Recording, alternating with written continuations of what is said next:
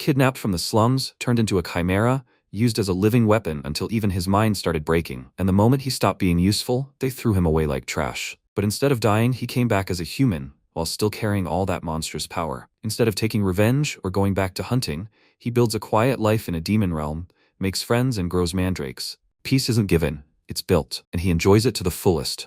The story began with a small snake named Sasa, who met 3 radishes face to face inside a gate in the demon realm. A battle ensued, watched by Ubeom and Ujia. She asked who would win this time. He replied that the outcome was obvious. She remarked that the battle was quite fierce today, however. Suddenly, the radishes began using what Beom called a Superman punch. Sasa dodged, but the radish leaf still managed to hit its target. Afterward, the snake burst into tears and ran away. Beom exclaimed that Mandreke had won again, making it 99 wins out of 99 matches. Jia remarked that Sasa wasn't bad either. After some time, the protagonist Cheon Do-eun picked up Mandreke and remarked that he had another big fight today. He took a little moisturizer on his fingers and spread it on the radish, then thought about why he loved moisturizer so much. At this point, Kim Nari called out to her uncle, Nam Daziok, and asked how much longer she had to wait. She was already very hungry. He replied that he was almost finished. She would definitely like this dish. The girl brought him a basket of eggs and remarked that it would be a shame not to add this. Uncle agreed with her and cracked the eggs, then added them to the pans. After some time, he finished cooking and served the food on plates. Nari said that they needed to eat already. Shishyok replied that they only had to do the most important step, sprinkle it with sesame seeds. After all this work,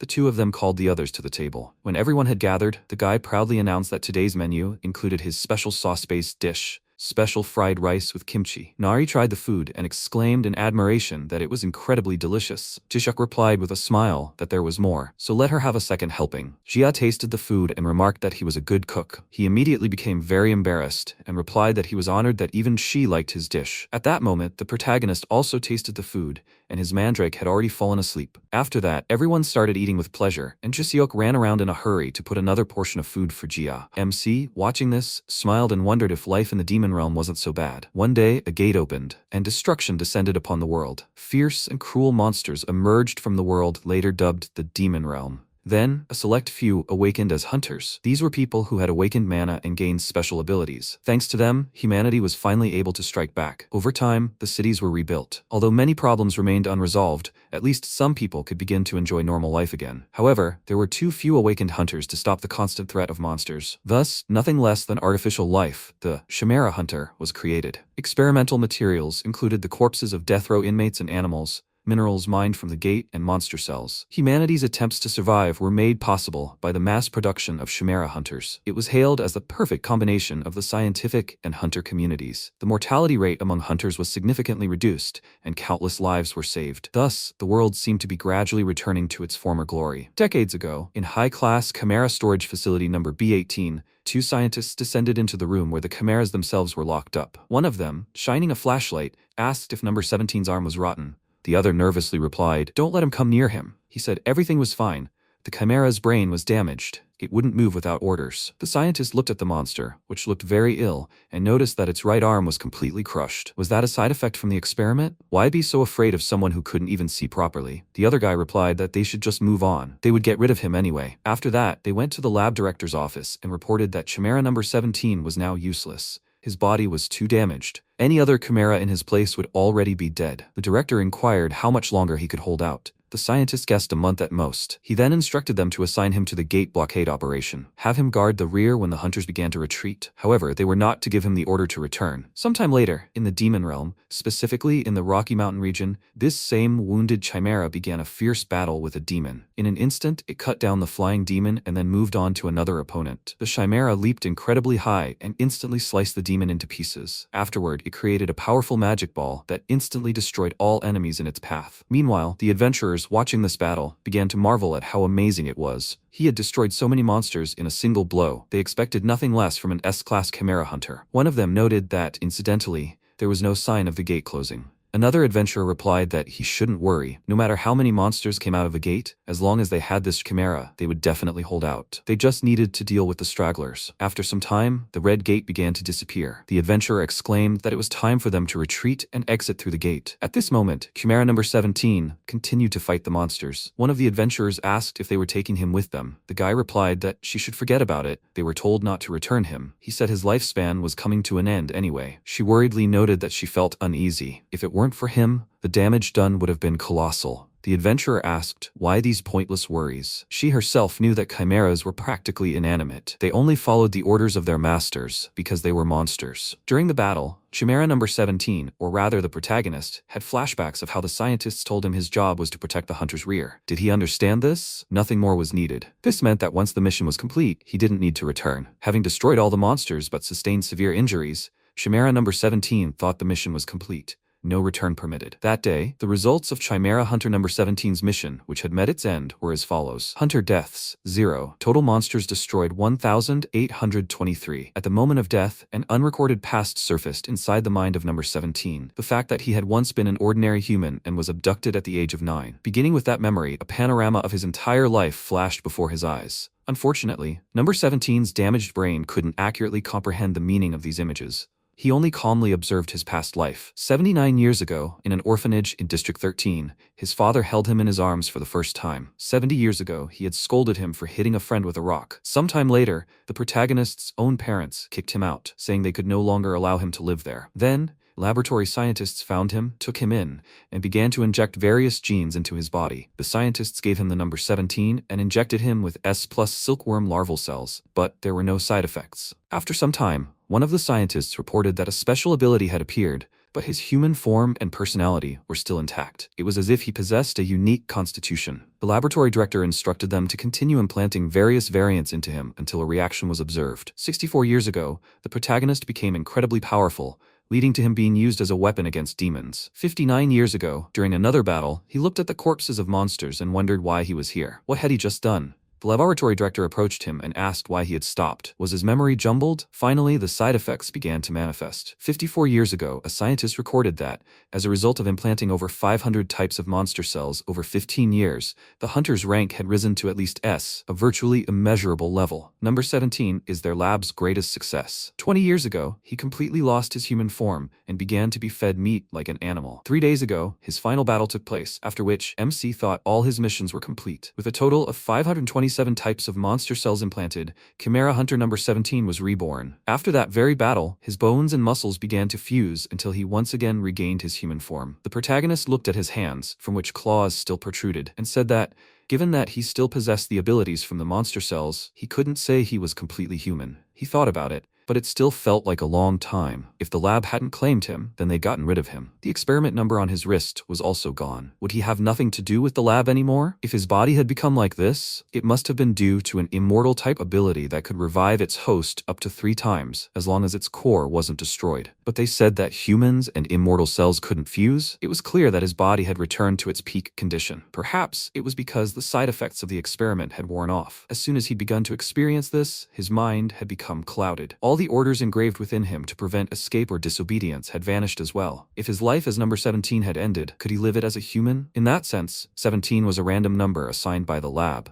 But his former name had been something else. MC remembered how his father had told him he was a bit of a psychopath when he was a child. No, more accurately, he had a rude personality. Let him try living a life of consciously helping people. Let Chondawoon help many. Currently, the protagonist chuckled and wondered how an orphan from the slums could help anyone. His words were completely meaningless. Well, what should he do now? Maybe he should take revenge? Revenge requires a direct goal. Honestly, he felt like everything had happened a long time ago, and his desire for revenge didn't burn as brightly as it once did. In any case, he wouldn't return to the human world right now. Yes, if he lived long enough, he would meet them one day. He would think about it when the time came. Okay, he decided. How about living partly as a human now? When was the last time he wore clothes? After some time, the protagonist came to a pond and asked what he should make clothes out of. Did the material have to be durable? He needed to look around. Suddenly, he noticed a demon corpse in front of him and wondered if there had been a territorial dispute. He thought the beast was very strong. He didn't see any serious injuries. Most likely, it died from poison. Great. He needed the skin. MC created a blade from his hand and wondered if the blade would make the job easier. He should remember what he'd learned in the lab. First, a straight cut across the stomach, then cuts on the limbs. Well, he should try. While butchering the corpse, a poisonous aura began to escape from the monster. The protagonist, having taken 0 damage, said it smelled unpleasant and that he'd have to wash it. After some time, he completely removed the skin and noted that for the first time, it was not bad. After that, the protagonist began to wash the material, when suddenly the skin hardened,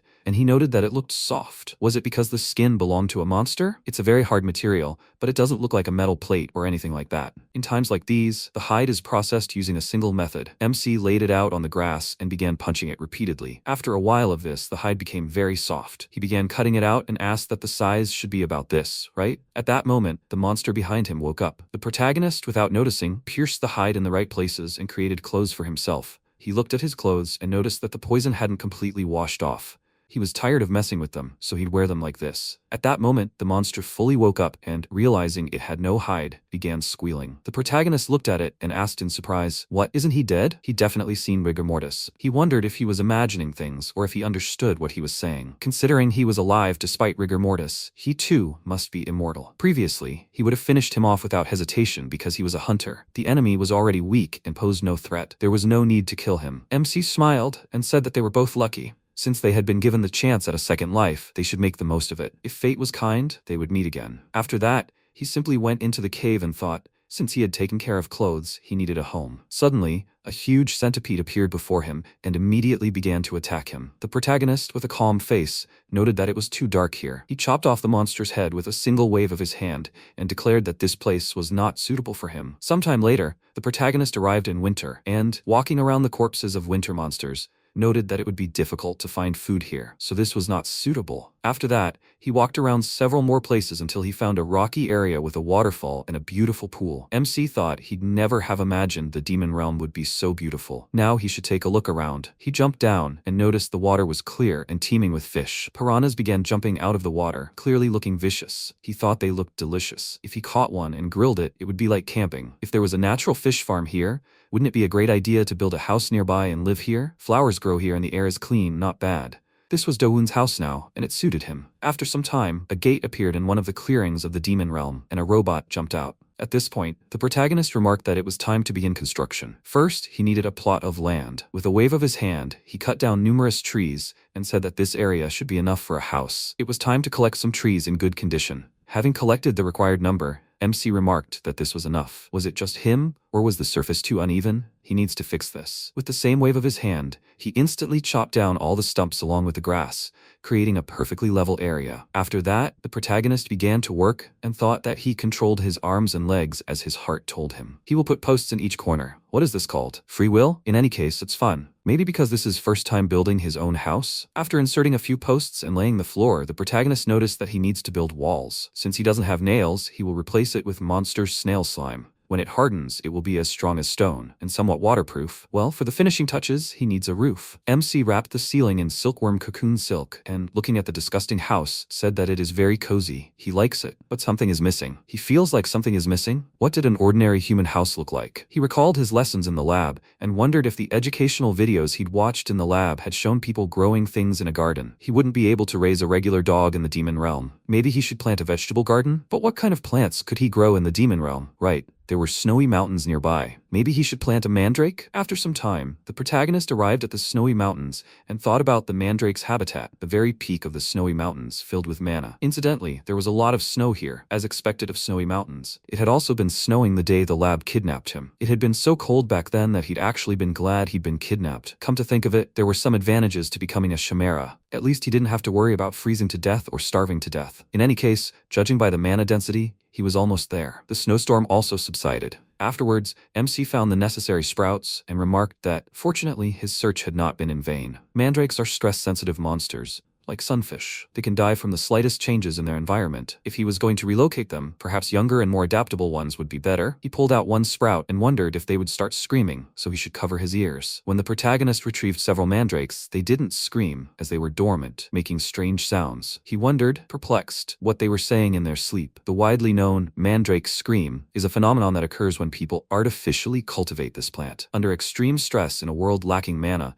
if a mandrake is forcibly pulled from the ground, it screams and dies. He assumed they weren't screaming because they were in the demon realm. But why weren't they putting up any resistance? They should be desperately trying to escape. Could it be that they'd identified him as one of their own kind? The mandrake cells were implanted in his body too. It was good they weren't under stress. MC collected a few mandrakes and wondered if later, when they were older, he should ask them for root cuttings and make tea. Oh right, he'd heard that if the fruit was forcibly harvested, it became extremely toxic. He'll have to try harder to persuade them. Suddenly, he heard the sounds of battle and noticed that hunters seemed to be nearby. He didn't know why they'd come to such a dangerous, snowy mountain, but maybe he should quickly go and retrieve the gate stone. Meanwhile, the hunters were fiercely baiting the local monsters. Kim Tae-hoon, a D-rank hunter, nervously exclaimed that they'd used them as bait and fled. Oh Sungju, his partner, told him to pull himself together. They were approaching again. Just as the monsters began to attack, the hunter created a barrier, but under such powerful attacks, the shield began to crumble. Horrified, the young man said he should have just been working part-time. Why had he ever volunteered to find the chimera? With those words, the barrier instantly collapsed. Suddenly, the protagonist appeared, his leap shrouding the surrounding area in smoke. Seeing him, Tae-hoon asked in confusion, "Is this a human?" He looked at the snow rabbit and noted that they hadn't seen each other in a while. The monsters immediately fled in fear, terrified by the terrifying aura emanating from him. Confused, Sungju asked, "Are B-class monsters running away just because they see him?" Tae-hoon rose from the ground, thanked him for saving him, introduced himself, and asked if he could know his name. The MC, looking around calmly,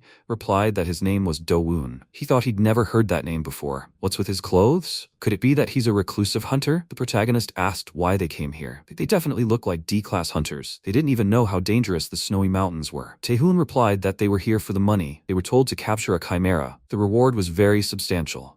According to the scientists, one of the test subjects escaped from the lab. It was a mechanized creature that had jumped through the gate during their escape. MC wondered if it was something mechanized, then they weren't looking for him. Then it was fine. He'd take the gate stone and go. He wondered where their belongings were. They hadn't come to the demon realm empty-handed, had they? No gate stone either? Songju replied that the other team members had taken everything and fled. They'd planned it all from the start. He should have noticed when the B-class hunter offered to join them. The protagonist wondered if they had the gate stone. Tae-hoon wondered if he was planning on returning. He should understand. They were at their limit. He, too, knew what would happen if he were poisoned by mana. He thought about how long a hunter could survive in the demon realm, depending on their level of awakening. If he didn't return to the human world to cleanse himself of the mana, he would die. Tae-hoon exclaimed, couldn't he take them with him to the human world? His pregnant wife was waiting for him at home, so he was asking him. MC sensed a strange presence and wondered if he'd found them. Then, with lightning speed, he leaped incredibly high. The hunters began pitifully screaming his name and asking, "Where is he going? Let him take them with him, please." Meanwhile, the rest of the team's hunters spotted the escaped chimera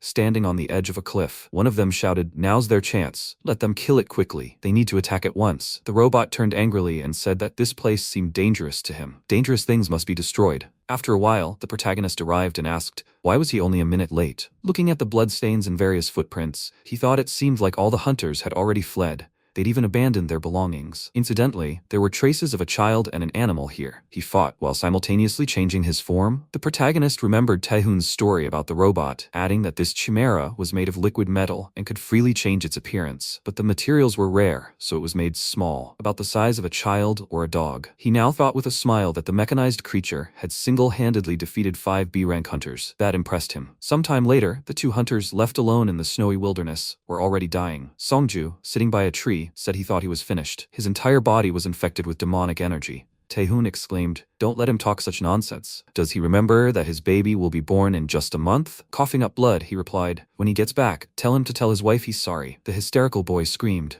"Hold on just a little longer. Miracles happen, don't they?" At that moment, the protagonist approached them, carrying the backpack of one of the hunter team members. Tae-hoon, overjoyed, ran to him, knelt down and shouted that he was begging him for help. He wondered in disbelief. What is this? Oh, right, they said they didn't have the gate stone. Tae-hoon shouted that he knew that once a hunter loses the gate stone in the lawless demon realm, that's the end. So let him take the 2 10 million won checks that he and Songju had taken as payment for their lives. Let him please sell them 1 gate stone. If they don't return, they will definitely die. The protagonist thought he had nowhere else to spend the money. Well, he'd have money later, when he returned to the human world. After that, he gave them the gate stones, causing a portal to appear. Tae-hoon bowed his head and, thanking him, remarked that he would never forget his favor. Let Songju get up quickly. If they hurry, they might survive. The MC looked at the money and asked, "Does a gate stone usually cost around 200,000 won in the human world?" The guy helping his friend walk replied, "No, it's worth 1,000,000 won now." Why was he asking? The protagonist placed a hand on his shoulder and said he felt he'd taken too much. He'd give them this as change. After that, he instantly began pouring an incredibly powerful stream of mana into their bodies. Tae-hoon, horrified, thought,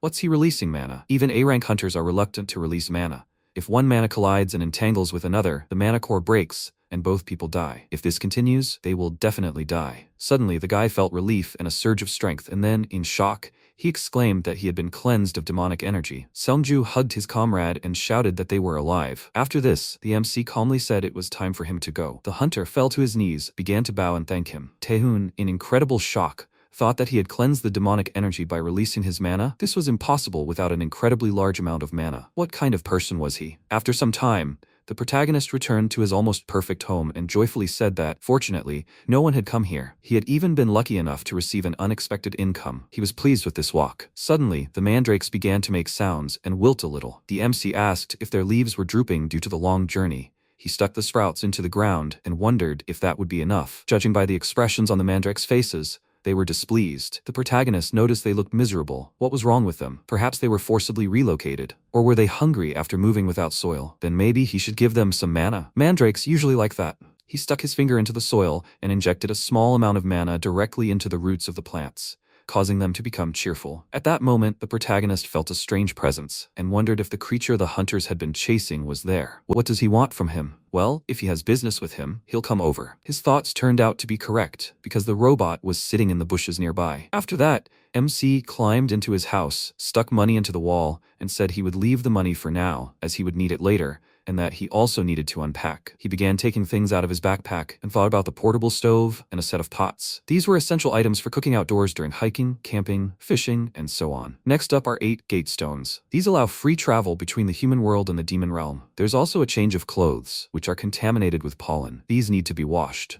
And the last item is 2 sleeping bags and a blanket. These are essential for a warm night's sleep. The protagonist noted that they were well prepared, which is good for him. At the very bottom of the backpack, he found ramen and asked in surprise. The last time he ate this was when he was a child and lived in an orphanage. He was hungry, so this would be a good snack option. He'd try making it. According to the recipe, the first thing you need to do is pour 500 milliliters of water in a pot. MC approached a pond, from which aggressive piranhas immediately began jumping out. He quickly neutralized them, and noted that people usually add additional ingredients when making ramen. It would be tastier with fish. The next step, for a better taste, was to add various ingredients. For example, eggs, green onions, and so on. The protagonist climbed a tree and, finding capsules containing bird embryos, asked if they would be a good substitute for eggs, since they were caviar. After collecting the capsules, he began picking tree leaves and said that since green onions don't grow here, he thought something like this would be similar. He had prepared all the ingredients, and now it was time to go back. At that moment, the robot, watching him, was very hungry and wondered what he was cooking. After that, the protagonist placed the pot on a portable stove and said that the instructions didn't say when to add the fish. He would just boil it with the noodles. A disgusting smell began to permeate the clearing. He wondered if ramen usually smelled like this. He couldn't remember the smell at all. The robot, smelling the smell, thought that he, too, was hungry. He had observed this in the lab. People like dogs. He instantly assumed the form of a dog lame on its left leg and remarked that people help when they feel sorry for it. MC, noticing it, wondered if it was a mechanized creature. It had been following him for a long time. Had it transformed into a dog to lower his guard and was feigning injury to garner sympathy? Judging by its actions, it was very young and completely ignorant. How did such a creature manage to escape the lab and make it all the way to the demon realm? He asked if he wanted some, and the robot barked happily in response. After that, the protagonist served some less than excellent ramen to their plates, and they began to eat. After tasting the noodles, he thought the taste was just like his childhood. Dawoon was so lost in the memories of eating ramen as a 7-year-old that he didn't even notice any smells. After a while, they finished their meal. The protagonist said that if he was finished eating, he could go. He still needed to clean up. The robot started to leave, but was already limping on his right leg. He noticed this and asked with a smile, "Isn't that right? He used to limp on his left leg." The robot became very frightened, and then quickly began simulating a limp on his other leg. After some time, MC finished cleaning, went to the pond, and said that he had washed the dishes and could now start doing the laundry. He didn't remember much about the pollen, but he couldn't walk around in the same skin forever. He wasn't a caveman after all. He thought that if he hit too hard, his clothes might rip, so he needed to be careful. The protagonist tried to knock the pollen out of his clothes, but he overdid it and struck too hard. After that, he said, upset that it was okay because he had more. He looked at the robot nearby and wondered if it had turned to stone now. Why did this mechanized creature keep following him? During dinner and washing dishes, even while he admired the forsythia-like flowers, it only approached, changing its appearance, but did nothing. At one point, a bee attacked the robot, causing it to revert to its original form and flee from the insect. The protagonist reflected that his mental age was probably below 5 years old. He also had a slurred speech pattern, Forced to impart knowledge, the young chimeras shared this side effect. After some time, he finally managed to wash his clothes and noted that washing was much more difficult than he thought. However, he managed to keep this item intact. This t-shirt looks a little small for him, but for now he'll hang it up. Now he'll go check on the mandrake. After the protagonist left, the robot reverted to its original form, walked over to the hanger with the wet t-shirt, and putting it on, noted that the gentleman also wore clothes. And he does wear clothes. Now these clothes belong to him. After that, the robot assumed the human form of a little girl. Meanwhile, MC, seeing that the mandrakes were unwell, asked why this kept happening to them. The leaves wouldn't stop withering, and the roots were also drying out. It was strange, after all. He had pulled out all the weeds when he plowed the field. He probed the ground with a pickaxe, and finding monster worms in the soil, asked if such creatures lived there. He needed to carefully cultivate the soil. They almost died because of his mistake. He should also plant a decent vegetable garden here, approximately the size of his house. Does he think that will be enough? At that moment, a robot in the form of a girl approached him and said hello. MC wondered if it was a girl this time. Was she finally talking to him? He greeted her, slightly surprised. She pointed to the only building in the clearing and asked if this was his house. The protagonist proudly agreed. Nari asked if he was a local then. He wondered if maybe he should tease her. The protagonist agreed and asked, what tribe is she from? She started making up a story, saying she'd traveled a long way through the waterfall. She came from a very far away place. It's so far away that he wouldn't be able to find it. The MC asked that if this place is near the waterfall, does that mean she's from the coconut tribe? Nari started nodding her head and agreeing. He noticed that her clothes were very similar to his. She explained that their tribe believed that whoever takes something first is the owner. Now these are her clothes. The protagonist said she can keep it. So what brought the coconut tribe here? Nari replied that she was kicked out of the tribe. So she has one request for him. She wants to live here too. She hopes he'll let her. There are no bugs here, and there's a house here, so she feels safe here. For these reasons, she wants to live here. MC wondered if she really needed a place to rest. He agreed and added that if she wants to stay with him, she will take on some of the work in exchange. Nari happily agreed. Let him just tell her what to do. The protagonist pointed out that he needed to tend to the garden first. Could she help with that? He needed a new home for the mandrake. The girl happily grabbed the tool from him and replied, leave it to her. She was confident in her strength. After that, she began plowing the soil incredibly quickly. The protagonist, watching this, wondered if she wasn't even trying to hide her identity, or perhaps she'd lived her whole life in a lab and didn't even know what an ordinary child was capable of. He asked, by the way, what was her name? His name was Do-woon. The girl thought she didn't have a name, so she'd make up a new one, like that beautiful flower she'd seen recently. After some thought, she exclaimed that her name was Kim Nari. MC, confused, asked, is her name Forsythia? After a while, the girl finished plowing the garden and managed to prepare a suitable area. He, looking at the joyful mandrakes, noted that they looked happy. He should have plowed the field earlier. Nari, looking at this, silently began to cry. The protagonist, confused, asked why she was suddenly crying. The girl replied that these mandrakes reminded her of her friends. He thought that such creatures could not possibly exist within the laboratory walls. Suddenly, a dark aura of monsters appeared around them, and sounds began to be heard. Nari, terrified, fell to the ground and began to cry. MC told her not to be afraid. It's just monsters hunting each other. She said that before she came here, she saw a monster that looked like a chicken. She thought several monsters were attacking it. He replied that it looked like that. The girl noticed that she thought he was in pain. There were bites on him. The protagonist said that he would soon be eaten. After all, they were in the demon realm. Perhaps she wanted to help that monster? Nari clutched her head and replied that she couldn't save monsters. He wondered if she was still experiencing side effects from the brainwashing. She couldn't act of her own free will. Maybe he should help her, but he didn't want it to sound like an order. The MC remarked that if she helped, he might survive. Did she want to go see it? Nari flew to the scene of the battle with lightning speed and said that she would be back soon. Sometime later, she arrived at the place where insect monsters had surrounded the chick. The girl began to furiously destroy the opponents and scream at them not to torture him. She would save him. Moments from the past began to flash before the robot's eyes. The other hunters mocked her, beat her up in a crowd, and said, if only she weren't here, everyone would live better. She only asked in response, why is it like this? After all, she was only doing what she was told. Nari began furiously smashing all the monsters and shouted that it was bad for a crowd to attack one. After a while, she returned with a chick in her arms and exclaimed in horror, what should she do? He's not coming to his senses. The protagonist, perplexed, replied, let her try to calm down first. He looked at the chick and, remembering the monster he had skinned,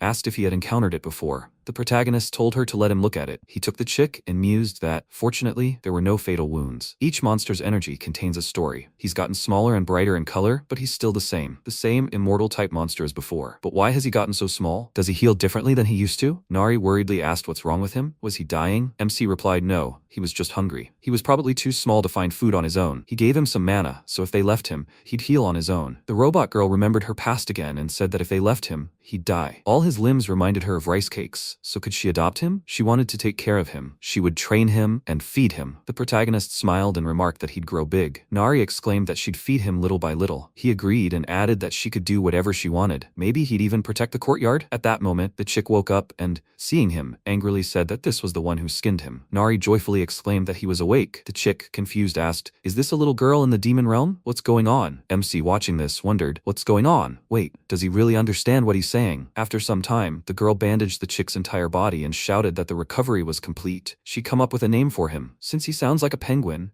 how about calling him Goo? The protagonist replied that it wasn't a bad name. The chick angrily asked why she was choosing a name for him. He already had one. Nari, not understanding what he was talking about, doused him with water and noticed that he continued to make strange sounds. Maybe he was thirsty again? After the water, he puffed up like a pufferfish. What should she do? The chick, lying on the table, asked if she could stop pouring water into him. MC thought Nari didn't understand him. He said she could stop giving him water for now. The girl shouted that he was probably hungry. She'd go and find him some food. Meanwhile, the protagonist continued building the area. He took some logs and began sawing them to make shelves. Suddenly, after sawing, the logs simply broke. Confused, MC asked what went wrong. He was doing the same thing he did when making the table and chairs. Q, observing this, noticed that the wood was a different color. The wood opposite him was coniferous. He asked if the strength of wood depends on the type. The chick agreed and wondered if he didn't know. The protagonist then asked what color signifies the strongest wood. Q replied that it was obviously red. Wait, does he really understand him? That can't be right, but just in case, let him give him a quick peek inside his mind. The chick tried to use the mind-reading skill,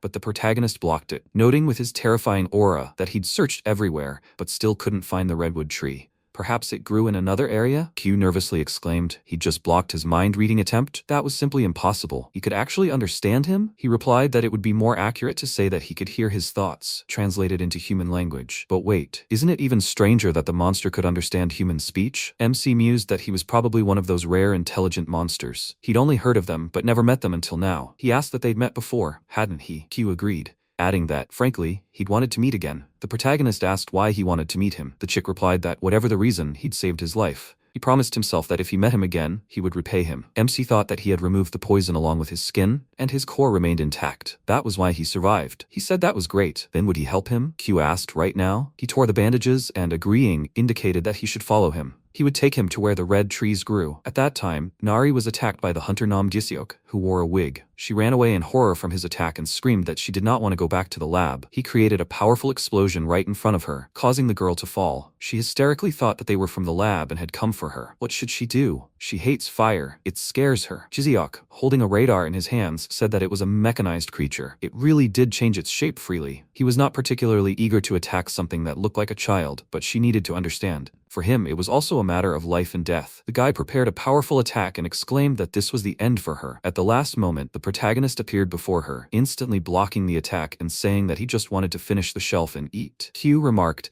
that he would take him to the trees later, but first let him save the girl. The protagonist mused that Nari was afraid of fire. She didn't look okay. He remarked that they should put out the fire first. The chick agreed and asked what kind of bastard would hurt a child. Giseok remarked that he was acting like a caveman. Where was he from? It seemed he had come for the mechanized creature too, but he didn't have much time, so let him go while he could. MC remarked that he was talking too much. The hunter furiously began attacking him with fire and shouted that he was a stubborn idiot. Let him not destroy what's almost finished and just get out of here. With just one finger, the protagonist created an incredibly powerful explosion in the rock directly above him, crushing the guy under the rocks. Sometime later, having put out the fire, he approached the girl and asked how she was feeling. Nari replied that she was fine. He saved her from the fire. MC pointed out that when she was scared, she should simply suppress that fear, and when it woke up again, she should turn it off again. He approached the hunter and grabbed his hair, only to discover it was just a wig, and the guy himself was bald. The protagonist, completely confused, asked, "What is this? Was this guy bald all along?" Nari, seeing his bald head, burst into laughter and said she wasn't scared anymore. He noted that this guy wasn't supposed to be her equal. Q said that would clarify things. Mental resonance allows one to peer into someone else's memories and transmit them to others. The chick peered into Nari's memory and showed the protagonist how the lab scientist had mocked her, asking why she was now avoiding him. It seemed she had finally developed a sense of self. She had nothing to fear. This was just another test of her endurance. In the present, MC stroked her head and praised her, then mused that the trauma wouldn't simply disappear, but perhaps this was the first step toward overcoming it. He wondered what they would do with that bald guy. The girl exclaimed that she had a good idea. After some time, they hung Jiseok right over a waterfall. Nari joyfully shouted that the water would keep his fire from burning. The bald guy wasn't scary anymore. The boy himself began to wonder if this wasn't why he came to the demon world. The girl pointed at him and exclaimed that he was bad. The MC replied that she shouldn't judge people by their appearance. He mused that it seemed like she'd recover faster than he thought. After this, the protagonist approached the pond with a pot. Hugh asked what he was doing. He explained that he was collecting water for ramen. Nari, hearing this, exclaimed that his fish ramen was the best. The protagonist asked with a smile, "So, the coconut tribe also eats fish ramen?" She agreed and added that they, the coconut tribe, love ramen. Meanwhile, Jiseok, watching them, began to wonder if this guy was at least a Class A hunter. Perhaps he was simply hiding his true abilities, or maybe he was an exclusive hunter, working alone. But hanging someone and then eating ramen, even for the demon world, that's a bit much. After this, Nari pulled a piranha out of the pond with her bare hands and shouted that she caught a fish. The MC replied that he only needed one fish. Let her release the rest. Jiseok, watching this, wondered in horror, what are these things? Are these monsters going to make us stinking broth? And why does he need so much water? Do they even know how to make ramen? Unable to bear this sight, the guy shouted, "Can they let him go? He'll make the ramen himself." After a while, they released him. Jiseok, holding a pack of ramen, thought, for some, this is just ramen, but now for him, it's a matter of life and death. Ramen must be made with love and adhere to the basics. He doesn't know a special recipe anyway. The amount of water must be estimated by eye. Next, add the noodles and broth base to the boiling water. Cook for 4 minutes and 30 seconds. His heart beats at 60 beats per minute, which means he needs exactly 270 beats, the perfect amount of time. After counting to 200, Jiseok pulled out the noodles and shouted, "This is an air shower." He thought he had a trick. To achieve the best texture, he needed to infuse the noodles with air. He wished he had kimchi, but this was the demon world. He'd done all he could here. He had no regrets. Afterwards, the guy made some really good ramen and motioned for them to try it. The three of them sat down to eat, and after tasting the food, they began to admire its incredible taste. Q, in complete shock, asked, "Do people eat this all the time?" Nari shouted that it was delicious. The protagonist said that even he was impressed. Afterwards, they ate their fill of ramen. Jiseok approached them and asked if they liked it. The protagonist said to name the price. It was too delicious to eat for free, so let him ask for something. If he can, he will grant his wish. Jiseok fell to his knees and, bowing his head, exclaimed, "Let him train him. He wants to be as strong as the hunter Dowoon." The MC, perplexed, asked why he called him that, and what did he want him to teach him. Jiseok replied that he was the strongest hunter he had ever met, and judging by that house, he's here for a long time. He can cook other dishes too. He knows how. His dad has his own fried chicken shop. He can make excellent fried chicken. Constantly going through the gate for supplies must be hard, right? And his clothes aren't the best. Let him be his courier. He's willing to do anything just to take lessons from him. He wants him to make him an A-class hunter. The protagonist said he had one question. Why did he attack Nari? Was it for profit? Jiseok asked, was he talking about that robot? He whispered that she is from the coconut tribe. Let him just play along. The hunter tearfully said it was personal. It's hard to explain, but he doesn't need rewards or Nari. He just wants to pass the hunter test, and the rest is unimportant. The protagonist told him to get up then. After a good meal, he needs to stretch. He invites him to spar. The last time, the fight ended quickly. Jiseok happily began to thank him. Suddenly, Nari called out to him and asked if she could fight too. He himself had told her to push away her fear. She wanted to try to put out the fire herself. Jiseok said with a smile that maybe she had forgotten. Dowoon is strong, but he is not weak either. MC pointed at the obsidian and asked if he could break that thing. He nervously exclaimed, "It's obsidian. This material is many times stronger than diamond. This is insane. You have to be at least an A-class hunter to break such ore." Suddenly, Nari delivered an incredibly powerful blow and, breaking the obsidian, said,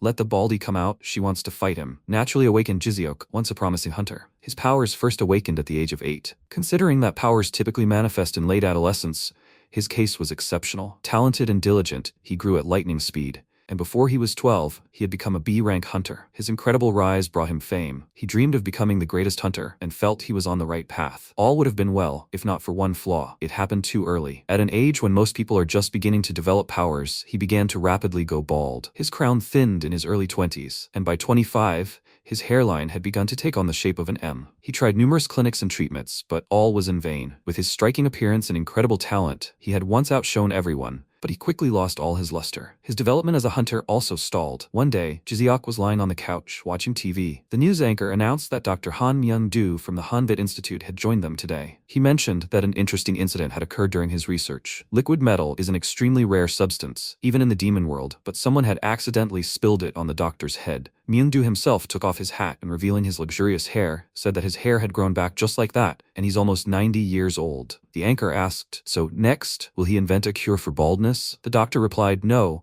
as this had once again reminded him of how incredibly mysterious the demon world was. As an awakened being, he planned to serve humanity, and from the remaining liquid metal, he would create more mechanical creatures to compete for a Korean award. Jiseok furiously shouted, "Let him make that damn cure for baldness. That would really help humanity."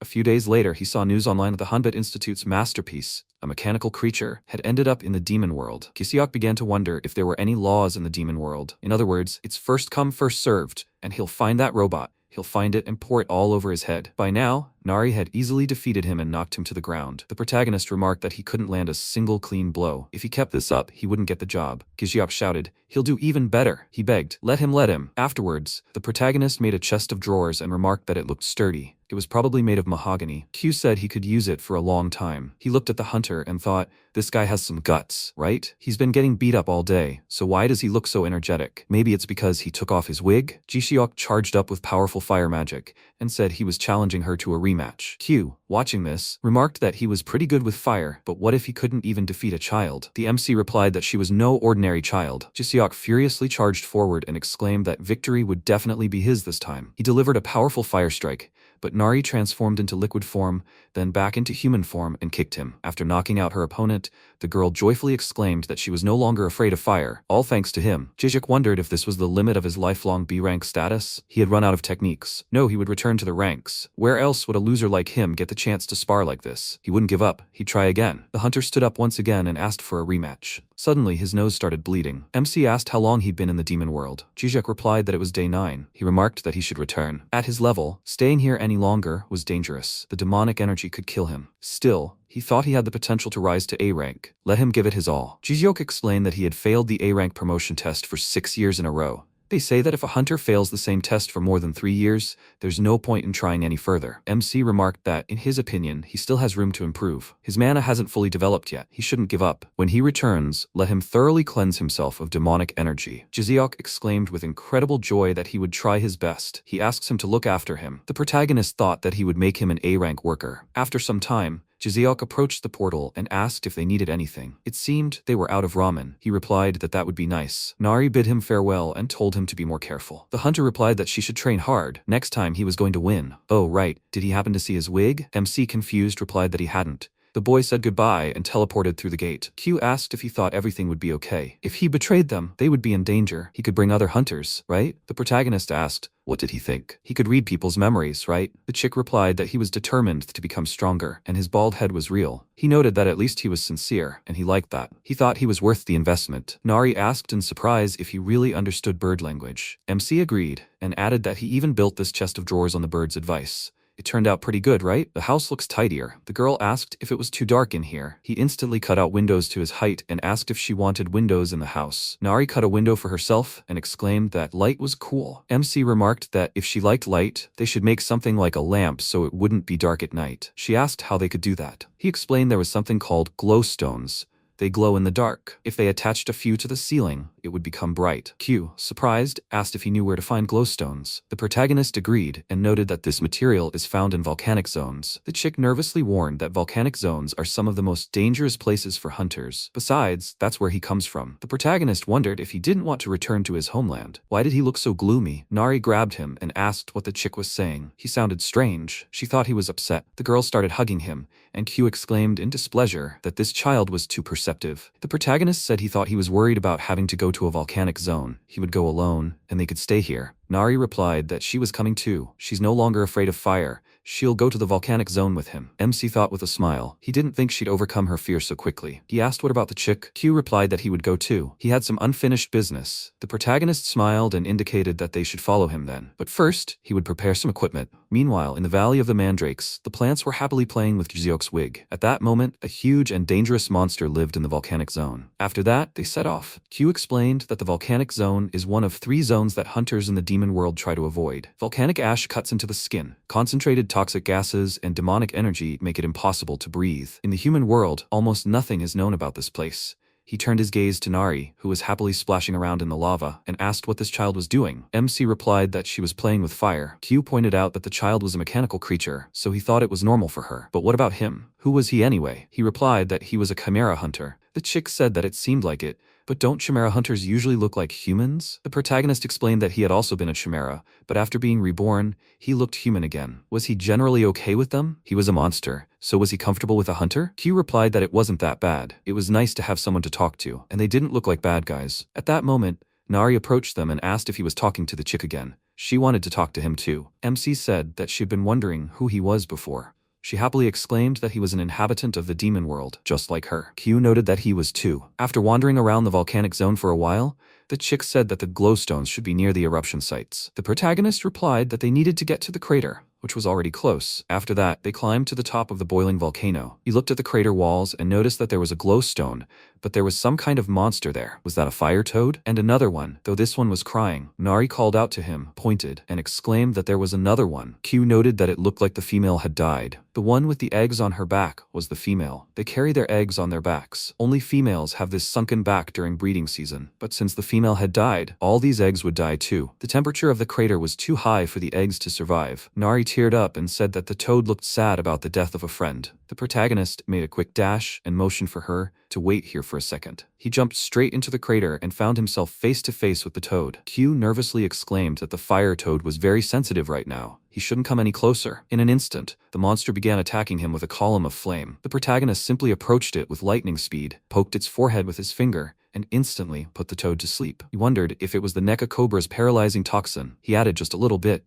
so the toad would wake up quickly. Fire toads are immune to toxins. Nari called out to him worriedly, asking if he was okay. MC agreed and said that he had fire toad cells in him. They couldn't do anything about the dead one, but the others would survive. He tied the eggs to the body of a living frog, and said that he tied it tightly, so the babies would be fine until they hatched. The fire toad, realizing what was happening, said goodbye to the dead female and leaped incredibly high. Reaching Nari, he looked at her and continued jumping. The girl shouted that the fire toad had looked this way. It seemed he was thanking them. MC thought he must have been looking at the dead female. He motioned for them to get down. They needed to get the glowstones and go home already. Nari joyfully exclaimed that they needed to quickly dig up the stones and go home. After that, they began digging for the material itself. The protagonist told her to be careful, not to drop it on her feet, or it would hurt. Q helped collect a few stones and lay down next to the backpack. He noticed this and asked if he was okay. The chick replied that he used to easily play with the stones. If only he hadn't cowered. MC pointed out that he wasn't obligated to help them. Why wasn't he going about his business? He brought gifts because he wants to meet his friends, right?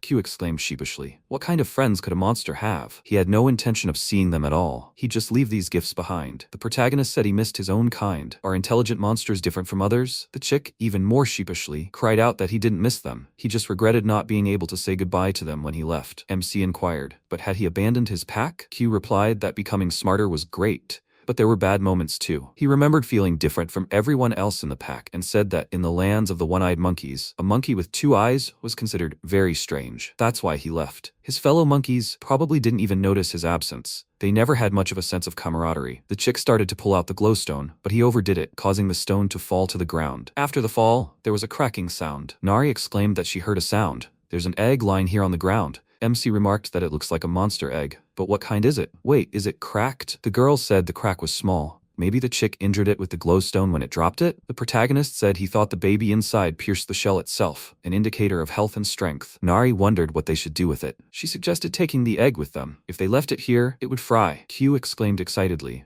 What if something hatched? MC remembered the dresser and wondered if there was one place they could use as a nest. He also wondered who was inside. He said there was no choice, they would take it. Q nervously exclaimed. He had never seen an egg like that. The protagonist wondered who asked him to drop the glowstone. The chick asked what if Nari was in danger. He replied with a smile that everything would be fine. He would take care of it. Q calmed down a bit and agreed. MC said that now they needed to get more light stones. After some time, they returned home, where Jiseok was already waiting. He saw them and asked where they had been. He could carry their loot. The protagonist was slightly surprised, handed over the backpack, and noted how heavy it was. The guy exclaimed that he was strong. Taking the backpack, he couldn't lift it, and asked in surprise what they had there that was so heavy. The protagonist noticed something strange, called out to him, and told him to look at it. What happened to his face? At that moment, Q's relatives discovered his gift, ramen, and ate it with pleasure.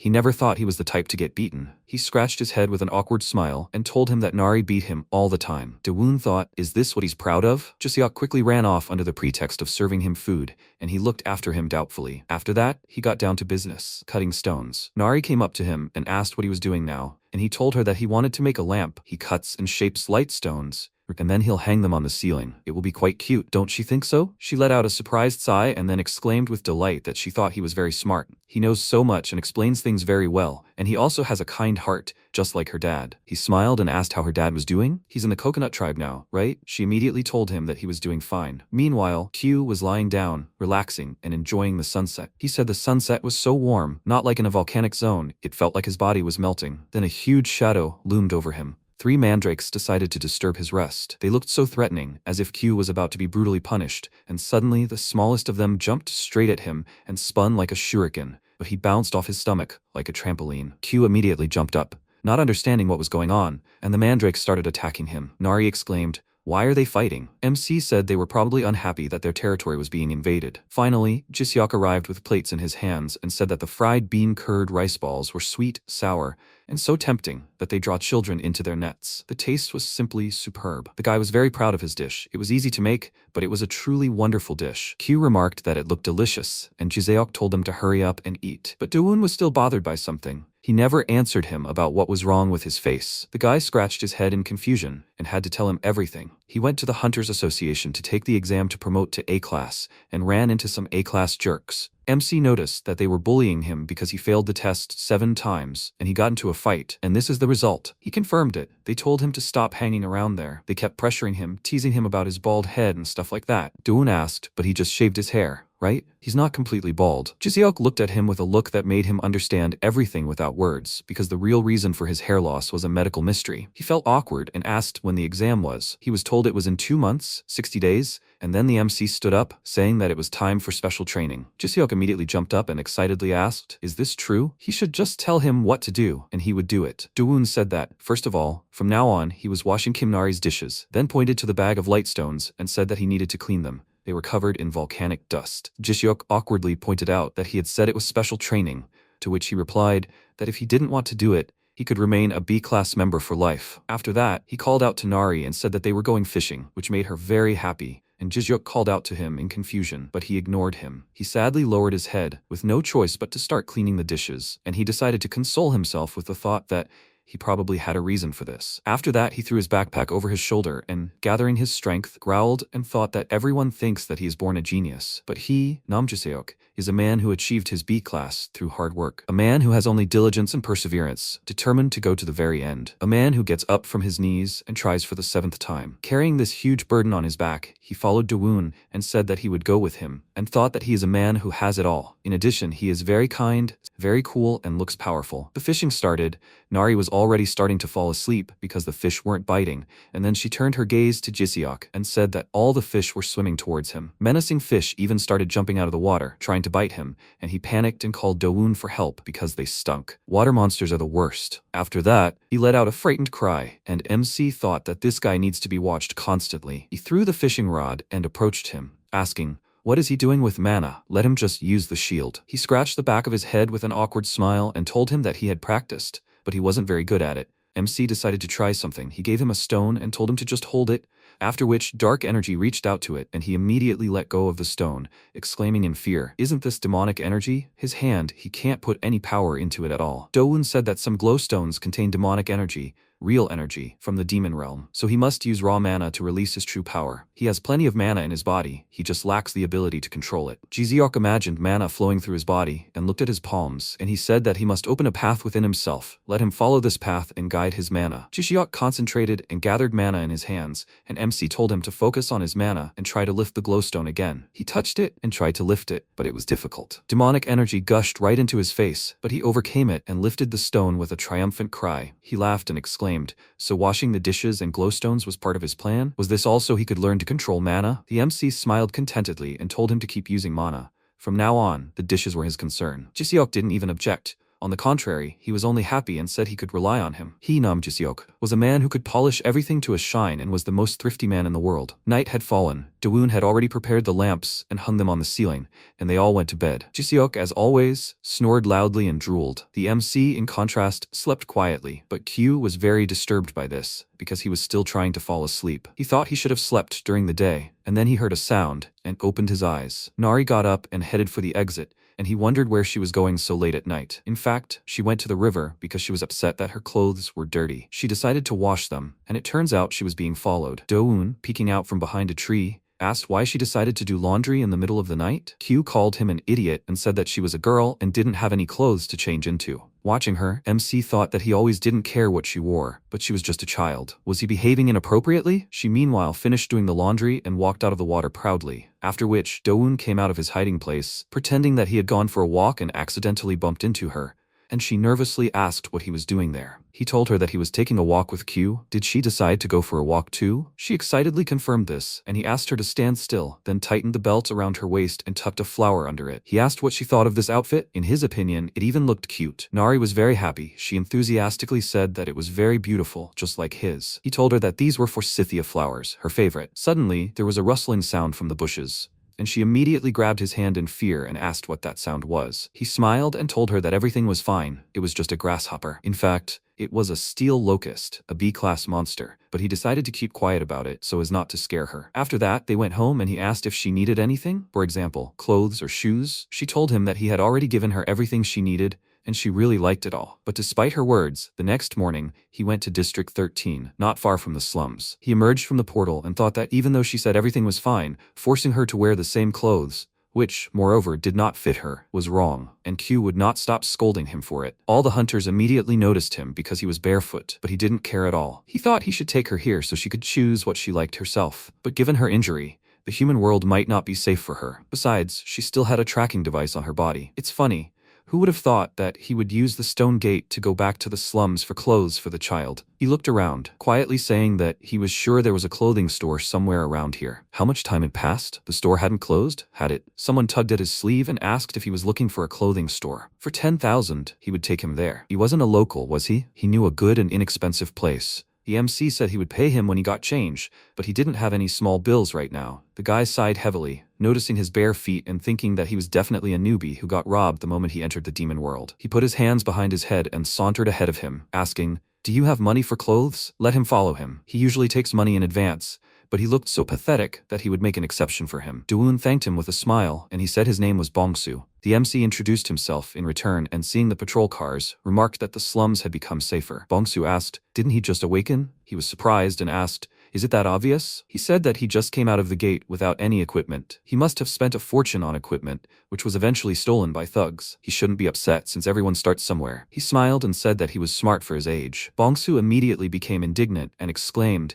that he was not a child. He was just short because he didn't eat much. He was actually 17. Dawoon noticed a group of guys robbing a poor guy of money, and Bongsu said that although there were slums everywhere here, he should avoid the 13th district. It was very dangerous there. The gang, previously operating in the 11th district, expanded its territory all the way here. The police had almost given up. That's why people don't go this way. By the way, they were in the 12th district now. MC frowned and wondered if the orphanage where he grew up was still in the 13th district. Meanwhile, a woman was sitting in a clothing store, bored. She sighed heavily and said that she was apparently not herself when she opened a clothing store in the slums. Young people don't have children because they can't support them, and almost all of her clothes are children's. Maybe she should open another business? The bell rang. Bongsu entered the store and, calling her Auntie Boss Park, said that he was back. She immediately became furious and exclaimed, "How many times does she have to tell him not to call her auntie? She's not even married, so let him stop." Meanwhile, Dawoon was looking around, since it was his first time in a clothing store, and Bongsu told her that this guy said he needed clothes, and he was also a hunter. The woman irritably asked him to come to her, which made him nervous, and then she grabbed him and exclaimed, "Is he going to keep bringing broke hunters to her? Does he even know how many unpaid bills she has?" He exclaimed that it was still unclear whether he had money or not, and she told him to look at him. "Does he look like a man who has money?" He responded that he was actually cute. She herself, had asked him to bring weak hunters here who resembled her little brother. She exclaimed that it had only happened once. If she continued to help kids like him, she would eventually become homeless. He exclaimed. Was that what he asked for? She herself brought him food. She said that none of this mattered, that he should take a better look at himself. She would give him money so that he should go and tidy himself up. MC, meanwhile, examined the goods and turned to Park, saying that he would like to buy some clothes. He handed her a check for 10 million won and said that this was all he had. How many clothes could he buy with that? This piece of paper began to glow in their eyes like the greatest treasure, and they realized that they could not pass up such a customer. She clapped her hands and turned into a kind salesperson and said that this was a place where he could meet anew himself every day. Welcome to the happy boom world. Bongsu brought a tray with food and drinks and sat Do-eun at the table. While he was giving him a massage, Park said that they have clothes for both adults and children. Is he looking for something for himself? He told her that he was looking for clothes for a preschool girl. Well, and since he was here, he might as well get something for himself. He also needed shoes. Park smiled widely and said that this was so sweet, he had come to the right place. They specialize in children's clothing. They could start with the spring-summer collection. She showed him a couple of outfits and said that lace was a must. And for active children, sportswear would be good, because it's easier to move in, right? If he sees pink, let him take that outfit right away. She did her job very well, and the MC bought everything she offered him. Watching the long receipt being printed, she shed a tear of happiness and prayed that every day would be like this. She has nothing else to sell. She can't even believe it. She said there are more than 100 things here. Maybe he wants to arrange delivery? He told her that he would carry everything himself, then handed several bags with clothes and bills to Bongsu, saying that they were for him, and he also had something to ask of him. After that, Do-eun gathered all the clothes in a huge bag and went somewhere with Bongsu. He took him to a clean and decent hotel and said that there was a police station nearby, so it was safe, and the owner was a very nice person. MC asked him to wait there and went inside, and Bongsu began to suspect something was wrong. It doesn't matter how much money he has. Give him, a teenager, 100,000 won and buy clothes? He heard that nowadays children are lured with money and then kidnapped. Should he run? But what if this guy is actually kind, just like Boss Park? Do-eun left the hotel and remarked that, as he said, the owner was quite nice and it was clean inside. He handed him the keys to the room and said that it looked like he had been sleeping on the streets. He had paid rent for a year, so he would be living here from now on. Meals were also included, so let him eat well. Bongsu looked at the keys in confusion, and when he was about to leave, he plucked up his courage and asked if he went in there, would he kidnap him? He didn't understand what he was talking about. He was the one who brought him here. He asked if this wasn't what he wanted, then what? They had just met. Tips, clothes, even a room. Why was he being so kind to him? The MC answered him with a smile that it was just that he reminded him of the past. It had been a long time since he had lived like him. After that, he said goodbye to him, saying that they would see each other again. Finally, he returned home. A naked Jiseok, whose clothes he had mercilessly stolen, ran up to him, wrapped in a blanket, and Nari began to scold him for leaving without saying anything. He said that he had gone to buy her gifts, and her anger immediately turned to delight. He showed them the bag, and Q asked in surprise how many clothes he had bought. Nari took out a sweater from there and began to rejoice, and Jiseok asked if there was anything for him. He answered that he himself knew the answer. After which, he told the girl that if she liked something, she should come into the house and try it on. She ran into the house while the egg began to shake. It seemed like someone was about to hatch. After that, Do-eun began folding clothes. This activity even relaxed him. Nari ran up to him and showed him her outfit, saying that she thought it looked cute. He agreed with her and asked if she liked this dress the most. She said hesitantly that she would try on more clothes, after which she came out to him in a half-put-on jumpsuit and asked how to wear these pants. Then she appeared to him as a ghost, or rather in his t-shirt, and when she went into the house once again to change, the MC noticed that she was absolutely delighted. Q called her cute, and then she came out to them again and said that she had chosen an outfit for herself. She proudly showed him a sweater with a bird pattern and said that it looked just like their Q. She really liked it. Q awkwardly asked if he looked like that. Do-eun complimented her choice and offered to fold the clothes herself, to which she happily agreed. And Q looked at the huge bag that was still half full and asked what he was going to do with all these clothes. There was no room in the room. He answered that he was just thinking about it. He would build a house and make a dressing room, install built-in closets there. Q pointed out that they should cut down more trees then, and he told him not to worry. They already had workers. He turned his gaze towards the forest and asked Jiseok, did he want special training? Right after that, something crashed in front of the forest. That was Jiseok landing. He confidently said that he was ready for special training at any time, then walked up to him and handed him the skin, saying that he had already prepared his training equipment. He didn't understand what he was talking about, and asked, aren't these leather clothes his training uniform? The skin was soaked in poison. He thought he was going to die when he recklessly grabbed it. It must be some kind of special method of pushing himself to the limit, even in everyday life, and becoming stronger. He truly respects him, and following in his footsteps, he will train even harder. In fact, he was just too lazy to wash it. He told him to put it on then, and his excitement immediately disappeared, replaced by bewilderment. MC thought that these clothes were really great for training, and he said that he had decided on the training for today. Let him put it on and go chop down trees. Q said he'd go too, and Jiseok nervously said he might die if he wore it. And why the trees? Suddenly, Nari called out loudly for Dowoon. She looked out the window and exclaimed that something strange was happening with the egg. After that, the four gathered around the egg and began to wait. MC noticed that it was moving more and more actively. It looked like something was about to hatch soon. Jiseok asked suspiciously, "It's not a disaster-level monster, is it?" Nari excitedly exclaimed that she was sure it would be a cute little monster, and he asked, how could she know that? She indignantly said that she knew for sure, and finally the egg cracked. Seeing someone's eye, Jiseok immediately hid behind the girl, but she, on the contrary, was in anticipation. This little monster pushed the shell out with its paws, crawled out of the egg, and Jiseok exclaimed in panic that it had sharp claws and scales, and even a long tongue. But the monster wasn't that scary, it was just a cute snake, albeit with chicken legs. Jiseok asked in surprise what kind of snake it was, and Nari exclaimed that this monster was so cute. Suddenly, this snake jumped high and landed right on the face of the already terrified Jiseok. He stared at it in shock, trying to comprehend what had happened, and then screamed loudly in fear. After that, he finally put on the skin and went to work. And all this time, Q hit him on the forehead with a stick and urged him on. Jiseok, gritting his teeth, continued to carry logs and wondered if this monster was scolding him or if he was imagining it. And this poison, he can barely breathe. How did Dowoon even wear that? Meanwhile, he finished with the clothes and stretched, thinking it was funny to do laundry after so long. Nari called out to him and said that the snake liked bread. It was a very cute and docile monster. MC smiled and said that he thought the snake understood that she saved it. She asked what they would name it, and he said that since it was a snake, they could name it Sasa. At that moment, the snake noticed something and jumped out of her hands and ran somewhere,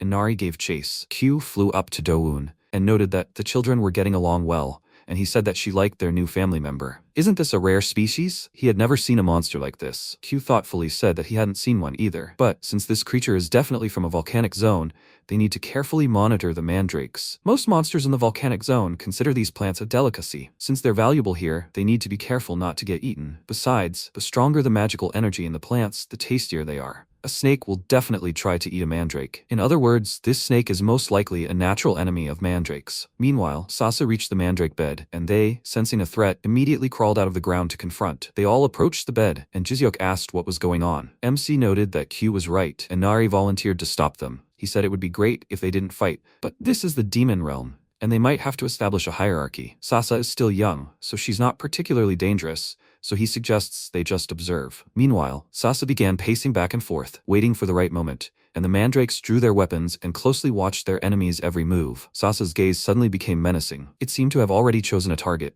The mandrake looked frightened, and then Sasa pounced on him, and Jiseok exclaimed that it seemed to be targeting the smallest one. The eldest mandrake blocked the attack, protecting his brother.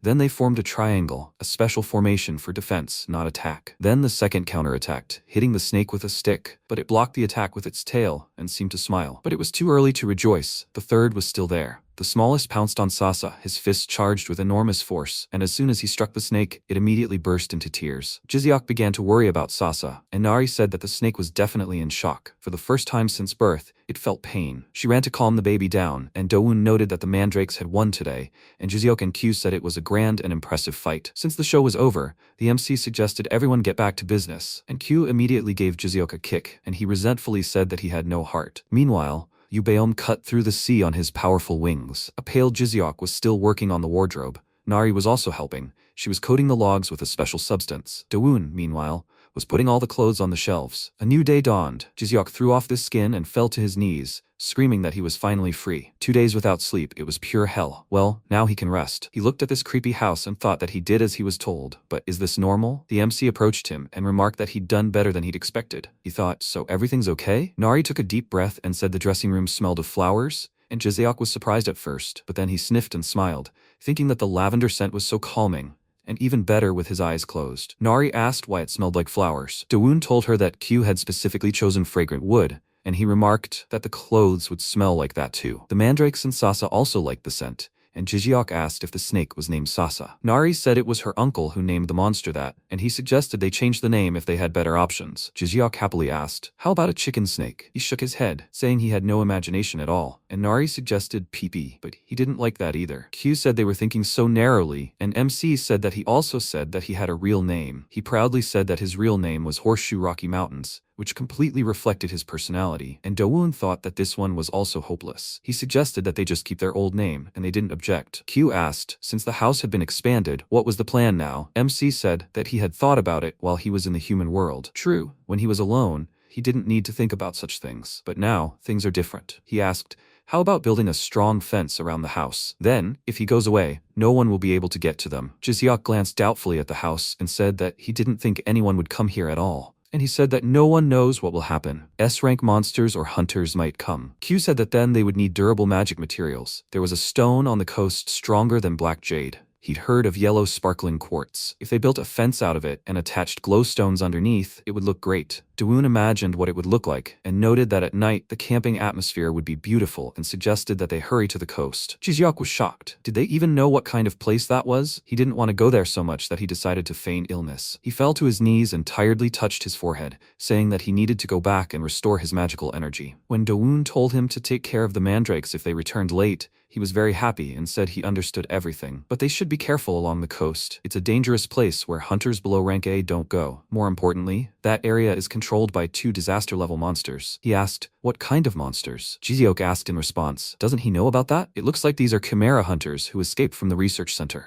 They have the faces of birds, but the bodies of humans. Meanwhile, Baeom flew to the coast, where hunters were already waiting for it, and the captain of their squad ordered them to prepare a tracking sensor. The hunter prepared himself, then threw it at Baeom and hit it, causing a flash. He was happy, and then Baeom escaped, and one of the hunters said that these were disaster-level monsters. He thought it was just rumors. He turned to the captain and asked if they should pursue him. He told them to just wait until he hid in the shelter. There were only 2 of them. They attached a tracking sensor to one of them, so there was no need to rush. The guy said that 60 years had already passed. Shouldn't they be dead or have completely turned into monsters? Why do they still have human bodies? The captain answered him that it was apparently a failed experiment. No matter what anyone says, the production of chimera hunters is humanity's greatest achievement. They can't let these failed experiments tarnish this achievement. They'll get rid of them today. The hunter watching Baeom nervously called out to the commander and informed him that it wasn't flying away, but hurtling straight toward them. The captain immediately ordered them to set up a defensive barrier. But Baeom flapped its wings so hard that the wind currents pierced the barrier and even managed to injure them. They realized they'd underestimated it. It had managed to do it in one blow, but it flew away to gain speed and then flew toward them again. The captain became very agitated and called out to his subordinates, asking what they were doing. Tell them to block it. Baeom was about to strike, but suddenly Nari pounced on him and told him not to bully weaklings. He immediately realized she was a chimera, after which they both retreated and he landed. Nari complained to Do-woon that Uncle Sparrow was bullying ordinary people, and he said that in his opinion, it was quite the opposite. One of the hunters excitedly called the commander and showed him a tablet, saying that it seemed like a mechanical creature was nearby. He asked what he was talking about, and he said that the fee for the request was decent, so he brought a tracking device with him. MC patted the girl on the head and thought that she had a tracking device on her, which would be problematic. And then there was this guy. He called out to him and asked if he remembered him. They were neighbors. Let him remind him of his number. Baeom was surprised, and Do-woon said that he didn't know he was still alive. It was good to meet again. The guy began to guess who he was, while the hunters decided to leave, as this whole group was very suspicious. The captain ordered everyone to retreat. They would regroup and return, and MC looked at them and told Baeom that if they let them go, it would end badly for both of them, so he suggested that he deal with them first. Baeom remembered him. They always lay next to each other. He was number 33, and Do-woon was 17, and that smell still emanated from him, which he definitely won't forget. Only they knew this. The smell of research center chemistry. He called him by his number and said that they hadn't seen each other for a long time. 66 years ago, in the forest near the TDA lab, Baeom escaped with his sister and they were already being chased. Jia felt sick. He glanced at her and thought that, as luck would have it, the side effects were showing up right now. He continued running, the grass cutting his skin, and he wondered, was this really the right decision? Even if he died at the hands of those idiots from the lab, wouldn't it have been better to abandon Jia? If only she could completely turn into a bird, she wouldn't be able to do anything with those small wings. She said his wings were so warm, she was fine. Let him run. Tears immediately appeared in his eyes, and he told her to hold on a little longer. Once they got out of the forest, someone would help them. And then a bright light hit his eyes. Do-woon shone a flashlight on them, and he worriedly asked why he was here. He lowered the flashlight and told him that he overheard the lab workers. They said that his side effects were so strong that they would get rid of him soon. He came to tell him about it. Baeom said that he was a real psycho. He always helps him in terribly difficult moments. Do-woon said that even if they got out and didn't come back in 3 days, the detonation spell would kill them. It didn't look like his sister was going to be eliminated. Wouldn't it be better to stay in the lab and get a medicine that suppresses the side effects? That way, he'll have at least an extra day. He frowned and said that he didn't experience any side effects, so he doesn't know what it's like to live like them. One day in the lab, he got a really bad headache. His sister immediately hugged him and suggested that he run away. She wants to return to normal life, at least for a day. Now he put his sister down by the tree and asked if it matters how long he lives or how he lives out his time. He wants to live freely, even if it's just for one day, so let him stop talking this nonsense and attack. He pulled out his wings and prepared himself, and Do-woon remained silent. A few seconds later, a portal appeared behind him and he asked in shock, where did he get the gatestone? He said that if they crossed over to the demon world, one of two things would happen. Either the demonic energy would poison their human cells, or their demonic cells would absorb the demonic energy and activate. If he's serious, isn't this the best option for him? Even if he can't control the demonic energy and turns into a monster, he will live freely. The detonator won't activate in the demon realm. He asked doubtfully if there was a way to survive in the demon realm as a human. He answered that theoretically, he needs to accumulate enough mana to protect his human body and mind from demonic energy. In his current state, it won't be easy, but you never know, maybe it will work. The lab workers saw the portal, they heard their voices, and Baeom said that he was leaving. After all, they had been neighbors for 4 years, and they still don't know each other's names. He said his name was Baeom, and then MC told him his name back with a smile. At the moment, he sprayed some dust on the hunters and asked what his name was. The captain confusedly answered that he didn't know, and he asked why he thought he came here. He told him again that he didn't know anything, and he opened a portal and told them to go in and forget about everything that happened here. Baeom asked if he erased their memories with forgetting powder and hypnosis. He confirmed it. They transplanted forgetting grass cells into him.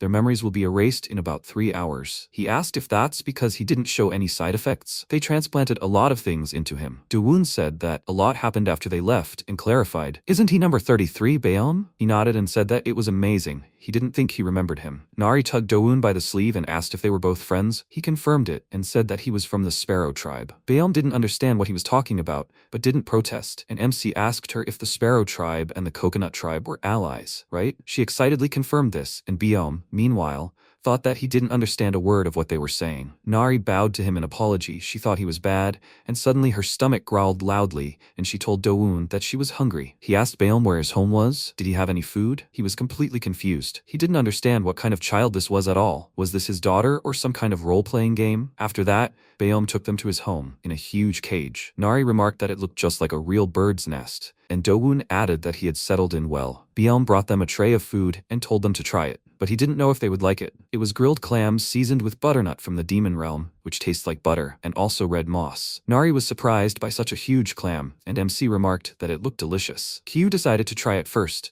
and as soon as a piece of clam was in his mouth, he delightedly said it was so fresh, like he just swallowed the ocean, or the ocean had swallowed him. Nari exclaimed that the flavor unfolded with each bite, and Do-woon said it was even better with red moss. Baeom proudly said that red moss was the most essential spice. He was glad they liked it. They should eat slowly. Suddenly, a flash of pain shot through his head. No one but MC noticed. Baeom quickly pretended nothing had happened, and Nari asked him for more clams. He laughed awkwardly and said he didn't have any more ingredients. And then she asked in anticipation if she caught him some clams, would he cook more? He said that of course he could, but it was dangerous for a small child to catch shellfish. She didn't hear these last words and rushed to the sea, joyfully shouting that she would catch 10 of them, and Q noted that this was exactly how many were needed to be full. Finally, the two old friends were alone. Baeom said that, who would have thought that he would come back to life thanks to immortal cells? His life was really something. Is he going to take revenge on the lab? He answered him that sometimes he thinks about it, as if he would like to take revenge on them, but now his life is not so bad, so he is still thinking. And does he want revenge? He answered him that he said that all his spells disappeared when he came back to life, and there is still a detonation spell in their bodies. They will be torn apart as soon as they set foot in the human world. Do-woon thoughtfully noted that it seems like he can now control his wings, and his head is not returning to normal. He told him that he could change his head, but he wouldn't. Jia's face changed, and if he only looked normal, she would be upset. MC said that he understood everything, and asked seriously, he does know that he has a month left at most? He chuckled and asked, so he noticed this? This all brings back memories. When he first came here, it was hard, but he desperately saved up mana to survive. Then he suddenly felt that his mana and demonic energy had come into balance. thanks to which he felt peace for the first time in a long time, when suddenly, for some reason, Jia's mana vessel cracked and her demonic energy began to boil. He tried to force it open and ended up damaging his own vessel. He still somehow manages to hold on, but Jia has been eating fruits with sleeping poison and has been sleeping for some time. Dawoon noticed how he was trembling and thought that it meant she was deliberately putting herself into a coma to slow down the seething demonic energy. He looked towards the sea and thought that when the mana vessel is damaged, you can make a mandrake decoction and restore it, but the bird head didn't know this. Meanwhile, Jia woke up, she ate some fruits, but they no longer helped, and her body continued to change. She grabbed her shoulders, and an inhuman scream burst from her mouth. MC meanwhile told her brother about the mandrake, and he jumped up from excitement and asked, did he just say that they can survive? But how? He answered him that he had been studying pharmacology in the lab since he was 15. He probably doesn't know about this. They just need to drink purified water from the mana source, infused with mandrake root, a plant-type monster, Mandreke. It screams when pulled out of the ground. Although the remains of their roots seem useless at first glance, they actually absorb underground demonic energy and then reproduce. They are the source of life force, which is perhaps why purified water infused with the remains of these roots promotes the regeneration of mana vessels. He never thought he would need this knowledge. Apparently, his cultivation of mandrakes was not in vain. He told his friend that he would prepare this water for him, and the friend exclaimed in surprise, could he do it himself? He answered him that in order to purify the water, he needed to find an alchemist, and he couldn't go out into the human world because of the curse, so while he was gone, let him look after these children. Baeom agreed, and again he was in his debt to him. Dawoon said that the alchemist would demand payment. Does he have anything? He thoughtfully answered him that he didn't have money, but he did have things. He brought him a huge backpack, and he asked where he got so many things. He scratched his head with an awkward smile, and told him that he had packed all the things of the hunters who had visited here. Would that be enough? He told him that it was more than enough, and then set off. He came to the slums and immediately met Bongsu to help him find the awakened alchemist. He led him somewhere and put his hands behind his head, saying that last year a branch of the Alchemy Association opened even in the slums. They would find something there. MC noticed the bracelets on his arms and asked why he was wearing those things. He told him that he was pumping up his stamina. He wanted to become as strong as him. Dawoon raised an eyebrow in confusion, not understanding what he was talking about, and he said that he entered the demon realm without anything on him. He must be a very strong hunter. He also wants to become that strong, so he eats a lot and trains hard. He smiled and thought that it looked like he had grown since last time. It must be a growth spurt. Soon they reached the Alchemy Association, and Bongsu said that a new manager named Kim had recently arrived. They said he was very capable and a good person. Hearing voices, he turned around and said that it was him. Kim was standing nearby, almost crying, talking to someone on the phone, and Bongsu sighed tiredly and said that it looked like loan sharks were calling him again. In this place, taking out loans is common. This man worked at the Golden City branch for 20 years, but he was recently demoted and transferred here. They say his salary was also cut. MC noted that since he was demoted, it means he did something wrong, and the guy said that was not true at all. From what he heard, there, in the Golden City, someone from the top was secretly embezzling money from the slums. CEO An is notorious for his misdeeds, and when manager Kim reported it, he was labeled problematic and sent here. After finishing the conversation, Kim, upset, headed back to the association, and Bongsu called out to him joyfully, causing a smile to immediately appear on his face. He approached him and noticed that he had grown taller. What brought him here? He told him that his friend was looking for an alchemist, so he brought him here. Dawoon took a closer look at the man. There was a noticeable aura around him, and he thought that high-ranking alchemists weren't usually found here, so he didn't expect to meet one in his immediate circle. Bongsu left for training, and Kim led Dawoon inside the building. Meanwhile, Assistant Park sat and looked bored. He sighed heavily and wondered what he was doing in this hell with such superiors. At best, D-rank hunters come in to buy low-grade potions. Good sales results are out of the question, and he definitely won't be getting a promotion in this life. Hearing the door opening, he immediately stood up and excitedly asked the manager if he was back yet. Kim asked him to pour them something, and MC said he would get straight to the point since he didn't have time. He seems to be an A+ rank alchemist. He can make purified water for the mana vessel from mandrakes, right? He needs about 2 liters. Kim adjusted his glasses and thought, mandrakes are here in the slums? This is absurd, and how did he even know his rank? He answered that he could do it, but such valuable material wasn't here. Then Dawoon took something out of his pocket and asked if this would work. The manager's eyes widened at the sight of it. There were roots in front of him, and he enthusiastically exclaimed that this was such powerful demonic energy. These were definitely mandrake roots. They were also so fresh, as if they had just been picked. He had never seen them in such good condition. MC took off his backpack and said that he would pay for the services with items from the coast. Can he appraise everything he has? He put several pearls, red moss, and something else on the table, and Kim exclaimed that this could not be. Are all these really from the coast? Even at headquarters you can't find such black S-rank pearls, and 3 of them at once. There are also giant clams from the demon realm. Assistant Park examined the clam, and when it spat in his face, he exclaimed in shock. So they are even alive? Kim took the red moss and said that this is an essential ingredient for high-grade potions, and his assistant asked if this is the ultra-rare plant that was discovered not long ago. MC asked if this is enough to cover the cost of production. Manager Kim told him that this is not just enough, he can buy the entire building for it and even more. Assistant Park said he'd still rather bring the appraisal device from the lab,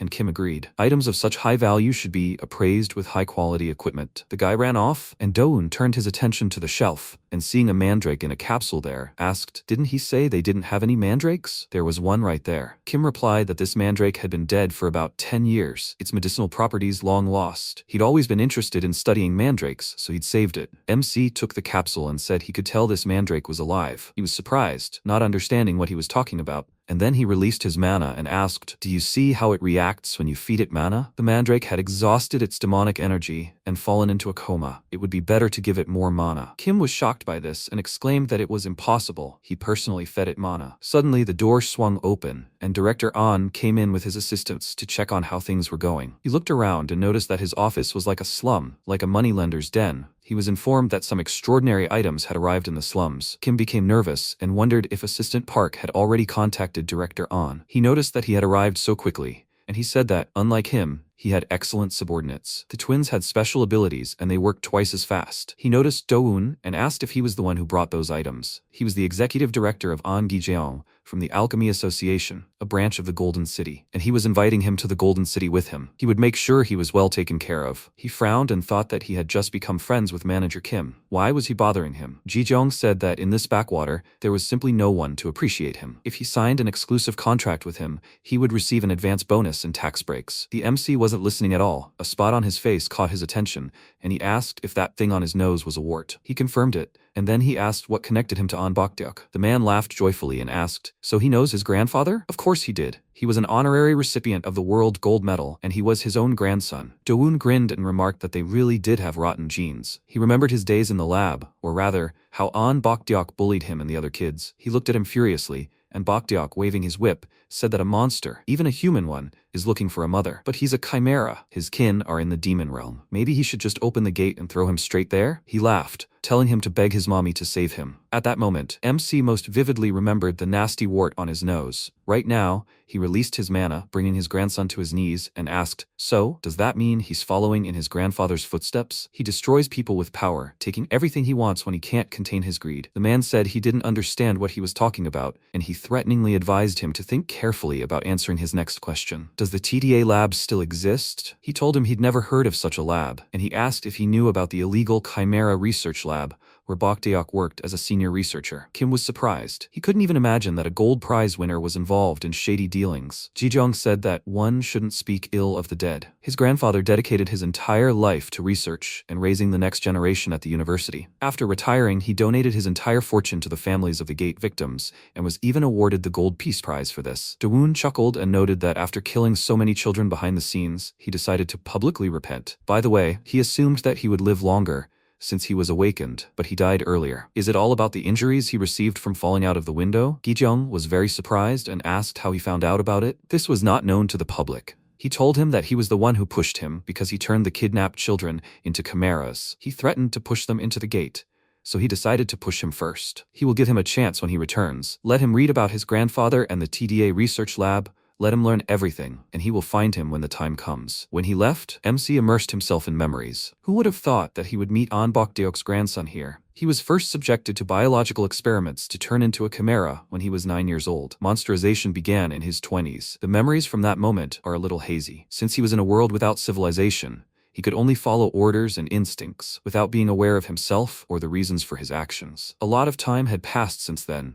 The lab had probably been renamed several times by now. Manager Kim interrupted him from his thoughts. He happily entered the room and thanked him for waiting. His purified water for the mana vessel, made from mandrake roots, was ready. He handed him 2 vials, and he said contentedly that his speed was enviable. No wonder he was an A+ class alchemist. It took him about 30 minutes. He answered him that the ingredients were very good. That's why it happened so quickly. After that, he took out a calculator, saying that he would help him with the payment for the remaining ingredients. MC thought he was quite capable. It was good that he had approached him. He asked, how about signing a contract with him? He would give him all the remaining ingredients needed for synthesis. He would get the ingredients, and he would simply do the synthesis. He stared at him in surprise and asked in disbelief, he's giving him all this? A contract, too. Do-woon pointed out that he himself had said that an entire building could be bought with this. Wasn't that a good deal? Kim burst into tears with such happiness and said that he was from the slums himself. When he was younger, his parents took out a large private loan. He said that he would pay it off for them, but no matter how much he struggled, he always got stuck in the same place. How could he repay him for such kindness? He smiled and thought, so he's already worried about this. He would need him in the future. To calm him down, he said that they could just work together. After which he decided to go back, hoping that everything was okay with them. But things were really bad with Jia now. She attacked her brother, and he thought it was his mistake. He should have foreseen that Jia would lose her temper. He called her name, asking her to pull herself together, and she responded with only a quiet growl. Immediately after, she threw him aside, causing him to hit the rocks, and he thought he was too late. Nari and Q leaned over him, asking if he was okay, and he mentally told Do-woon not to worry, he would keep his promise to him. After all, he had already saved them once. He flapped his wings and rushed towards his sister,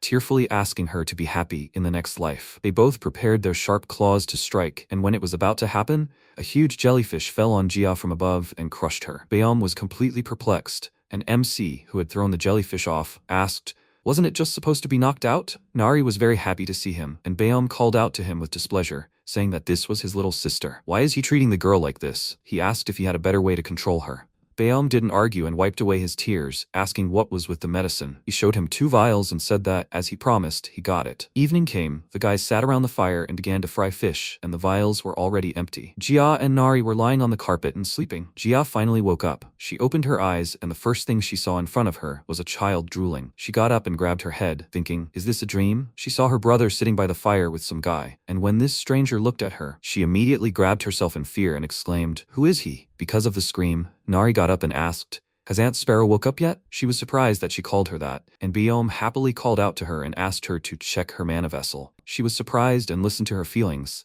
The vessel was normal, and her face had also returned to normal. She confusedly asked what happened and who all these people were, and he asked if she knew who they were. She had really wanted to meet him. Had too much time really passed? Her eyes widened in surprise. She looked at the stranger again and remembered the boy from the forest. She exclaimed, is this really number 17? Baeom confirmed it, and she, dumbfounded, said that he had saved them again. Do-woon turned to her brother asking if there was any more red moss, and he told him that was all for today. Jia noted that this was indeed number 17, 0 empathy. She removed the mask from her head and smiled widely, thanking him for saving her. And then, Nari saw a glow. Glowing things were floating on the surface of the water, and she excitedly told the others about it. Jia put her mask back on, as she was embarrassed, and said that they were sea fairies. They are coastal monsters that live in the depths of the sea. They named them that way because they look like fairies when they play. At night, they come to the surface to play, and when the sun rises, they return home. If you follow the sea fairies, you can find a yellow sparkling quartz. And then MC realized that he had completely forgotten his original goal. He asked how long until dawn, and finding out that the night was in full swing, he decided to go for a swim. He hadn't swum in a long time. After some time, Director Han called a meeting and asked what was wrong with that mechanical creature and where it was. He was told that about 10 B-class hunters had come across this creature in the forest area, but no one managed to catch it. At the moment, it seems to be hiding somewhere along the coast. All the A-class hunters who recently returned from there are suffering from amnesia, although the location data of the mechanical creature remains on their tracking devices. And then the director received a call from An Gijiao. He answered the call and said that he had not heard from him for a long time, and he angrily said that he called him to ask him something. Does he know anything about the TDA research lab? He answered him that he had never heard of such a lab, and he said that it was an illegal lab that operated a long time ago. The director interrupted him and said that he could not say that it was a research lab. Professor Bok Deok taught him to be an honest researcher, and he, Han Young-do, will never forget the lessons of his dear teacher. He ended the call and thought, why would his grandson suddenly mention an illegal lab? There was a knock at the door,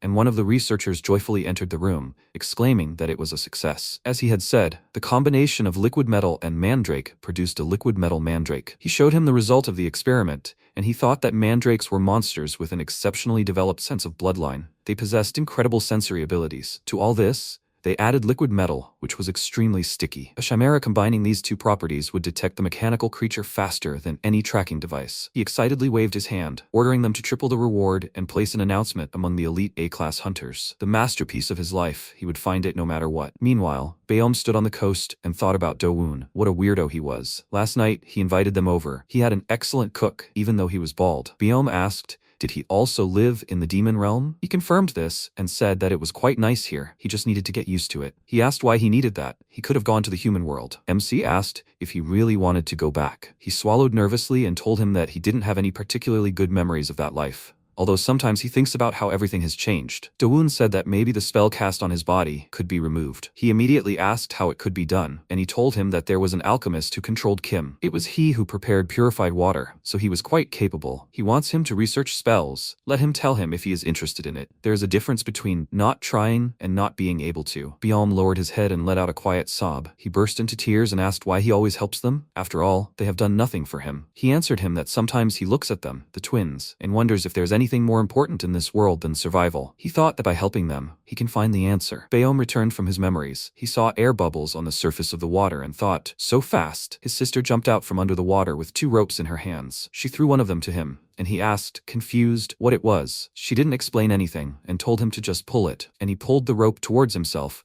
wondering why it was so heavy. The ropes tightened, and from under the water they pulled out a huge net with quartz. Baeom was shocked that they pulled out so many stones. Then Do-woon and Nari appeared from under the water. He looked at the girl with a smile and said that he hadn't swam like this in a long time. It was fun, and she agreed with him. The moment of diving was imprinted in her memory. The sea fairy's house looked like a yellow palace. They will still be able to swim there, right? MC confirmed this, and they climbed out onto the shore, and Baeom asked how they were going to carry all this into the forest. Do-woon was also thinking about this, and suddenly a huge shadow of a parrot eagle flashed above them. Nari was delighted, and Jia said that he only looked so cool from afar, but if she saw him up close, she'd change her mind. He is 4 meters tall and has a disgusting character, so they tried to avoid this feathered idiot. Seeing Do-woon smile, Baeom guessed what he wanted to do, and he said he just thought they could use a truck. It was perfect. Time passed. Jiseok sat and meditated, and the mandrakes watched him. He literally felt his mana vessel increase in size. At this rate, he could fulfill his dream of becoming an A-class hunter. He wondered when Do-woon would return, and suddenly something fell behind him. It was an iron mandrake, and he was very angry because he didn't fall himself. Jiseok had never seen such a thing before and was therefore surprised,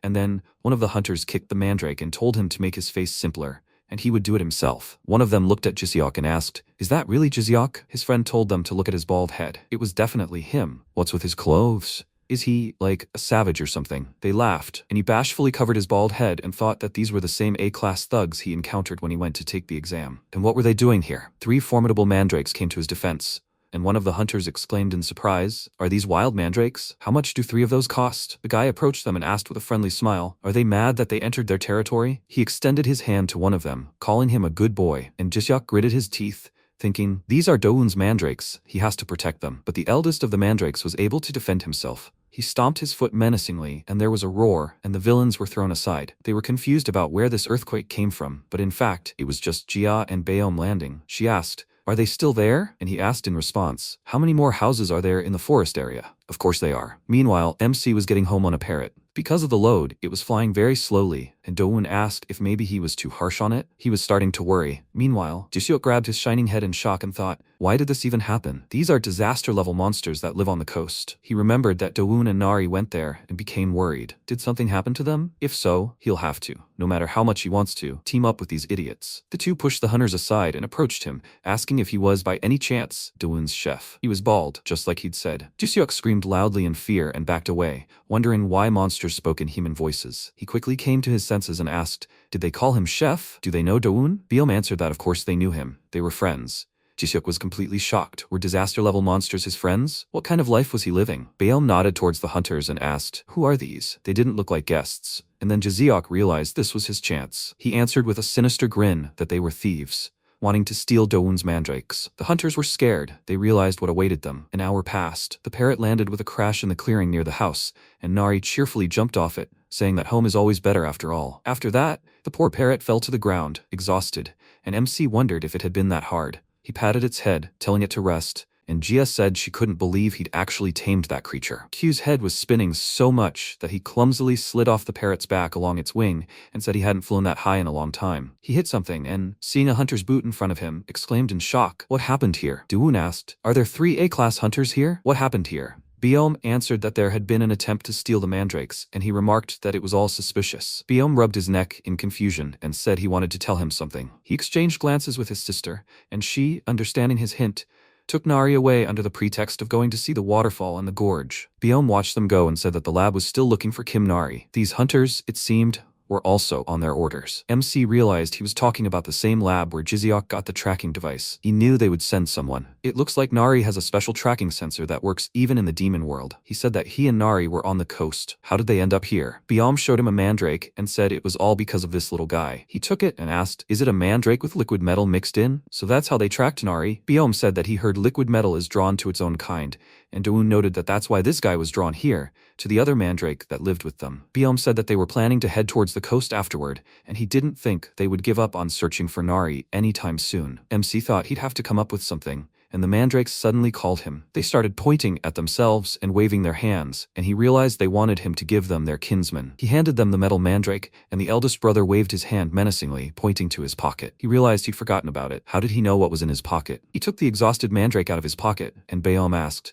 "Who is this weakling?" He answered that it used to belong to an alchemist, who agreed to look after it. When he gave it to him, he cried so much, but he knew it would only be best for him. Meanwhile, the mandrakes dug holes for the new family members. They slowly trudged toward them, planted their bodies in the soil, and sighed with bliss. Biome remarked that these guys had a wonderful camaraderie, and Dawoon said that fortunately, they weren't attached to territory. They'd get used to it quickly. "By the way, where's Jiseok? He should have been back by now." Suddenly, his plaintive voice rang out from the sky. Jia flew up to them with Nari and Jiseok in her arms, and he waved his arms with tears in his eyes and said that he had finally arrived. He pounced on him with hugs, saying he was so worried, but he immediately pushed him away and asked what had happened to him. Jia sighed heavily and said that he had been struggling in the water until the fish bit him.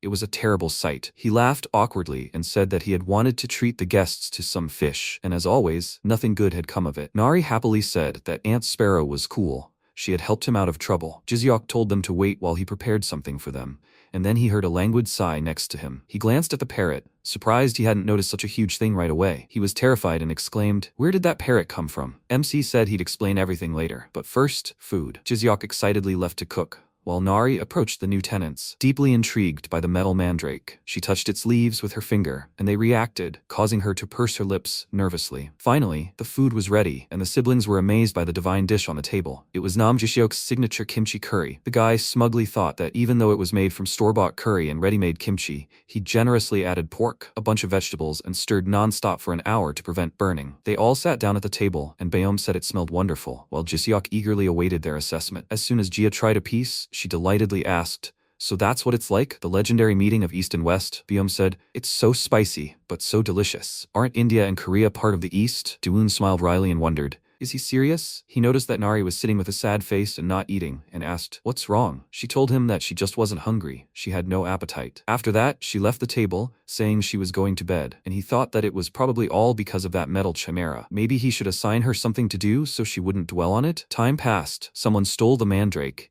and meanwhile, they finished dinner. Biome put his hands on his stomach and said that after all, being a professional chef is cool. He hadn't eaten so much in a long time. His sister said that she no longer felt like a bird, but like a pig. MC got up from the table and suggested they take a walk, and at the same time fix the fence, and Jia said that he could entrust the stone cutting to them. Suddenly, MC felt something, and immediately turned around in fear. Nari was standing in front of the open gates.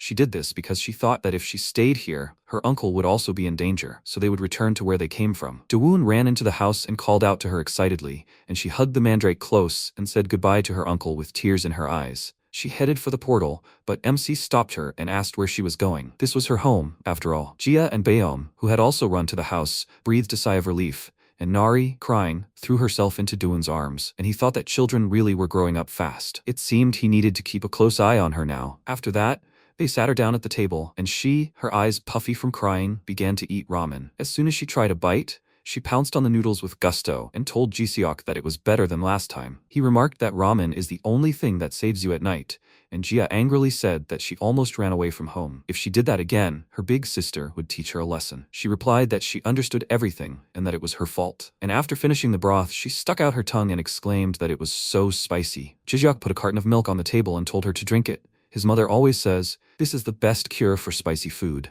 Baeom noted with surprise that they were given this in the lab, and Jiseok told them that he had more, so they could take that. He collected the dishes and told the boss that he would clean everything up and get to work as he ordered, and Baeom asked, "Will they work on the quartz in the meantime?" They left, and after drinking several bottles of milk, Nari apologized to Do-eun for making him worry. He told her that she had nothing to apologize for and thought that it was not she who was to blame, but those who created and used her. He asked her to tell him about her friends from the coconut tribe. What are they like? She was a little confused, and he thought that when he took down the TDA lab, he would need to make sure that they weren't harmed. She told him there were 3 of them, and they were close, and he decided not to ask about the lab's location. Ji-seok already knew. Now he wondered if his employee had completed the task. Meanwhile, Ji-seok decided to mock those hunters. He grabbed one of them by the bandage over his mouth, and thought that the boss had said that, apparently, they couldn't use mana yet. He tore off the bandage, and the guy excitedly asked him to wait. They could come to an agreement. Let him let them go, and then they would thank him generously. They had savings that could buy a house in the Golden City. Of course, they wouldn't say a word about what happened to anyone. Jiseok said that for a deal to be made, the parties needed to be equal. After which, with a grin, he showed him a black card and added that he wasn't the type to fall for small change. He exclaimed in surprise, "Is this the same black card for high society? Where did he get it?" He told him that it didn't matter now. It was time for him to take revenge for the promotion exam. He nervously said that it was a mistake, and he asked threateningly, "Does he think he'll believe that?" He himself said that he was a stubborn idiot who doesn't know when to give up. And who was he? Everyone knows what scum they are in their world. What's worse, failing the exam or beating up the weak, taking money, and deceiving people? He took something out of his pocket and said that these were forgetfulness pills. The boss himself gave them to him. He didn't even know how strong their effect was. The guy was scared, because he knew that this was enough to completely erase his memory, and Jiseok threateningly said that he wanted his rotten nature to start from scratch. He ordered him to open his mouth, and he screamed loudly in fear. The next day came. Q was walking with Nari and Sasa, mumbling that he had such a hard time looking after the children, and the MC told Baeom about his plans. He exclaimed in surprise. Was he serious? He confirmed it and said that he would take Jiseok and Q with him. While they were gone, he would look after the house and Kim Nari. He agreed, and Jiseok, putting on his fashionable shoes, approached Do-eun and happily said that he was ready. The MC grinned and noticed that he was practically beaming with joy. What happened? He happily said that he himself told him that he would introduce him to the alchemist. Maybe he could solve his problem. Baeom realized that he was talking about the bald head, and his sister asked, "Are they going there like that? Maybe they should disguise themselves?" Do-eun noted that this was a good idea, and Jiseok was perplexed. Why a disguise to meet an alchemist? Jia took off her mask and gave it to Do-eun, telling him to at least put this on. Seeing her face, Jiseok fell into a stupor. His heart began to dance and he touched his chest, wondering what was wrong with him. Why was his heart pounding so wildly? He saw her smile and wondered if this is what love at first sight looks like. In fact, Jia wasn't smiling right now. For some reason, she was punching her brother. Jiseok immediately dropped to one knee in front of her and said that he was an impulsive person. If he decided to do something, he would do it right away. He decided to ask directly, what is her ideal boyfriend? Do-eun and Baeom almost choked at these words, and while he trembled with excitement, they both began to watch the unfolding show. Baeom said that she was like that too. If you ask her directly, she will answer without a second thought. Jia thought for a moment and said her ideal was someone impressive and a good dancer. A noble peacock immediately popped into Jiseok's head, and she said that, generally speaking, the fluffier the feathers, the better. These words struck him squarely in the bald spot. He immediately called out to the boss and said they needed to go to the alchemist immediately. He agreed and asked if he minded if they stopped somewhere along the way. He was willing to do anything, as long as they got to the alchemist eventually. After a while, a huge portal appeared over the city, frightening the people. Then a bird of the same size flew out, and they immediately ran to report it to the guild. Jiseok asked why he needed this monster parrot. People get scared, after all. MC asked, why go on foot? He didn't bother to bother, and asked where they were going, and he replied that he should tell him. The guy didn't understand him, but he smiled and thought that the sky was blue, and the bird too. Let them call him Blue. Meanwhile, Nyingdu called a meeting, where he was informed that all the hunters they had sent had returned with amnesia. He asked what about the Chimera tracker, and one of the researchers said that they had lost it. Nyingdu slammed his palm on the table in rage, frightening him, and thought that if they didn't find this mechanical organism, not only would their government funding be cut and all their investments taken away, but they wouldn't leave alive. The man nervously reached into the inside pocket of his robe and said that they had found this in the hunter's clothes, an oblivion pill with a note saying, "See you soon." This angered him even more, and he exclaimed, "Who dared to pull such a nasty thing? Let them find it and bring it to him immediately." But that wasn't necessary. He came to him himself. The parrot smashed the windows and flew straight into the meeting room, causing a loud crash and dust. MC dusted off his clothes and said the landing was still unstable due to the left wing. After clearing the lab, he'd handle the treatment. Manager Kim should handle it. He looked around and asked, "So who's the lab director?" A little earlier, just before storming the laboratory, the protagonist said the institute was located on the middle terrace of Mount Haebong. Jijeok asked, "Somewhere between the slums and the Golden City?" He replied that it was a little further, and that would take them right there. Jijeok asked, "Is he sure this is a good idea?" Maybe he didn't know because he hadn't been there, but this isn't some ordinary laboratory. Nari, no. They created a cyber orgasm and they were featured on TV. And isn't that a crime? He's an honest man. The protagonist asked, "Really? Then they'll see what's there." Jiseok thought, okay, he must have some kind of plan. But isn't this creature's tail strange? Doon answered, yes, feathers don't grow on the left side. It's been like that from the very beginning. It was because of its tail that it was exiled and escaped from its fellows. Then he saved the creature, so it obeys him? The huge bird nodded and was happy to be talking to Doon. Jiseok asked again, but if it wasn't growing feathers, why exercise it? He replied, did he see? They were obsessed with beautiful tail feathers. When the bird had previously seen these amazing tails on its fellows, it had been surprised, and at that moment, those same fellows began attacking this one. This is probably why he was expelled from the pack. They had always been aiming for the tail. Jiseok remained silent and understood what it was like when something everyone had wasn't growing. After a while, the protagonist asked, aren't they supposed to go there? Jiseok confirmed that it was, and Doon replied that was excellent and asked his bird to fly straight ahead. Jiseok asked fearfully, right? What was he talking about? Blue accelerated at incredible speed, and Jiseok became very frightened and cried out. Doon asked him to hold on tight,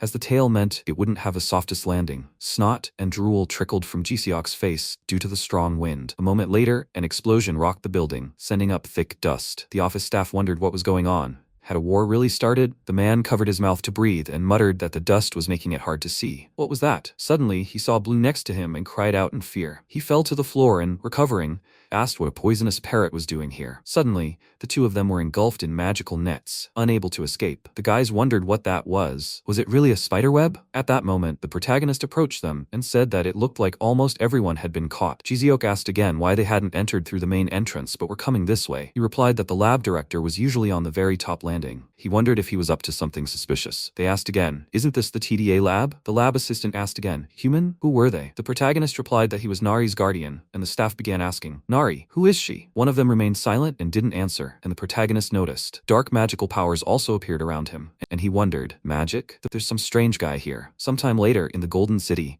Unsu and Bako were discussing pressing matters at the Hunters Association. He asked, so, how's the B-rank preparation going? Is everything alright? If he tried this task, he'd kick him out of the house, so he should remember that. Bako lounged on the couch, chewing gum, and replied that even his grandfather was still in S-rank, and he was the chairman of the Hunters Association. He was just over 20 years old. Wasn't that too early? He should at least give him some pocket money. Unsu replied that he grew up as an only grandson and was very spoiled. He was already 84 years old. Maybe it's time for someone else to take over this position? At that moment, Baiko tensed, thinking about why he was talking about this again. Unsu continued, saying that in his youth, he'd seen awakened people throwing themselves into fire for humanity and had created a Hunters Association to support them. He wanted to somehow help protect the world. He approached the window and asked, what's happening now? The awakened have stopped taking risks. Most are only interested in what makes money. He's not saying that because he's an awakened person, he has to send them to their deaths. Chimera research was originally created to protect them. But to hire Chimera hunters, he needs to pay the Institute a huge amount of money. That's the reality. The poor areas remain defenseless, but hunters need bread too. Can anyone blame them? He simply can't forget the heroes of the old school. A world in which life depends on money is simply wrong. In times like these, the association should stand even stronger. But people chase positions and money. Instead of a chairman, they see only a tool for a monopoly on power. He, a late riser and a low-ranking man, is considered a weak chairman. At this point, Baiko listened silently and didn't move. Unsu remarked that he, Baiko, had awakened young. At this point, Baiko became incredibly angry and clenched his teeth in rage. Suddenly, a subordinate burst into their office and shouted, Chairman, this is Advisor Kim. He asked again, what happened? A poisonous parrot has appeared in the slums. It's urgent, Baiko asked in fear. A poisonous parrot? Unsu also tensed up and shouted, could it really have happened without a signal for spontaneous appearance and return? And where are the hunters? The guy replied that they had sent a notification to the departments, but no one was rushing to help them. Unsu realized that this was probably because this was a request from the slums and they had no support. He slammed his fist on the table and shouted for his subordinate to contact all nearby research labs immediately. He would personally go there. After these words, he decided to leave the office, and Baiko shouted that he would go there too. The protagonist extended his hand toward the man, who he considered strange, and couldn't understand what was wrong with him. He tied him even tighter with numerous threads, and suddenly Jizeok asked again, "What?" At that moment, the man's glasses shattered and flew off, and everything around him glowed with a bright red aura. Numerous strange-looking drops remained on the floor, and Jizeok asked again, "Could it really be liquid metal?" His pet replied that it simply couldn't be. Could he himself really be a chimera? Everyone around him, even the lab staff, were dumbfounded by what they saw and cried out. Could it really be that their director was a chimera all along? The protagonist silently watched what was happening, and suddenly Chimera asked, "How dare he do this?" He transformed into a terrifying creature that screamed loudly and asked what he'd turned his lab into. He'd kill them all right now. The protagonist sensed danger and thought about it. He was the director after all. Liquid metal, the same as Nari, but it didn't look like a typical mechanical being. Had he really been conducting biological experiments on his own body? At that moment, Yuri addressed him and said that he'd just done something incredible. He'd managed to establish a mental connection. The protagonist was dumbfounded, and at that moment, Chimera remembered conducting experiments on the child lying on his desk. He took the syringe in his hands and with an ominous expression, said that if only he could do better, he'd do whatever it took. At that moment, the protagonist pounced on him with fists and a confident expression and asked if he'd been kidnapping children for the experiments. Chimera, frightened, asked again, "Children?" He meant ragamuffins from the slums. Those scum should be grateful for the chance he gave them. After these words, the protagonist slammed him into the ground, sending a pile of stones flying everywhere. Chimera was making the last sounds of exhaustion and realized that his body was no longer cooperating and that he urgently needed to liquefy. Dawoon asked, did he even dare open his mouth? He should sit in his room for a while. Dawoon was amazed at how much mana he had.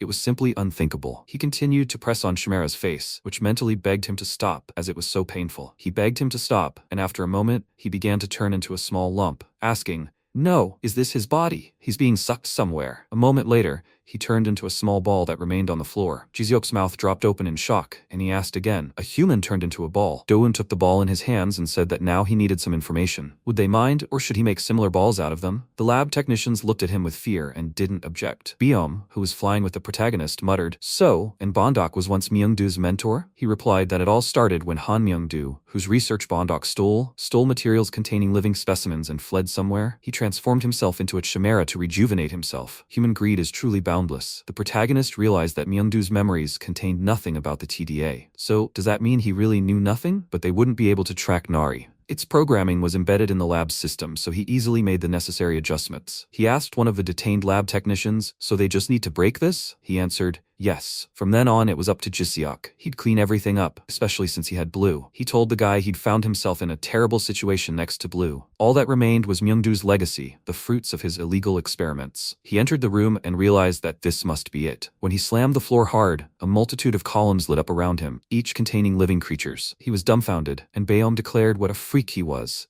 He really had used those poor dead children. What were they going to do now? Dawoon was silent for a moment, lost in thought. Once, when the doctors gathered over him, they shouted that the object had no side effects. They needed to dissect it and figure out why it happened. Another doctor asked, "Is he crazy? Does he want to slaughter the goose that lays the golden eggs? Does he even realize how much money he'll make if he passes himself off as a natural awakened? And what if he dies, and not even his body remains? Better they cut him open now. Then at least there'll be some benefit." The protagonist approached one of the capsules and, placing his hand on it, said, "Let them at least rest in peace now." Suddenly, he heard footsteps and turned around, asking, "Is that the guy?" The fox smelled a familiar scent and mentioned it, surprising MC. "Can he talk?" He hadn't heard that from Nari. He whispered to Q that he smelled Nari, and he replied that it was actually from him. He washes every day after all. The protagonist asked, "Does he happen to know about the mechanical creature?" The fox who approached them asked again, "A mechanical creature? Have you met her?" He replied that they live together in the lower world, so everything is fine. The fox wagged his tail with joy. Is it true? He couldn't hold back his tears. He had waited so long for this, wanting to hear at least once that she was alive and well. The protagonist wondered, that's her best friend, the fox, right? So it was definitely him. Dawoon asked again, "Is there anyone else here besides that?" He turned around and told the guys to come out right now. Several interesting creatures crawled out from around the corner, and he asked again,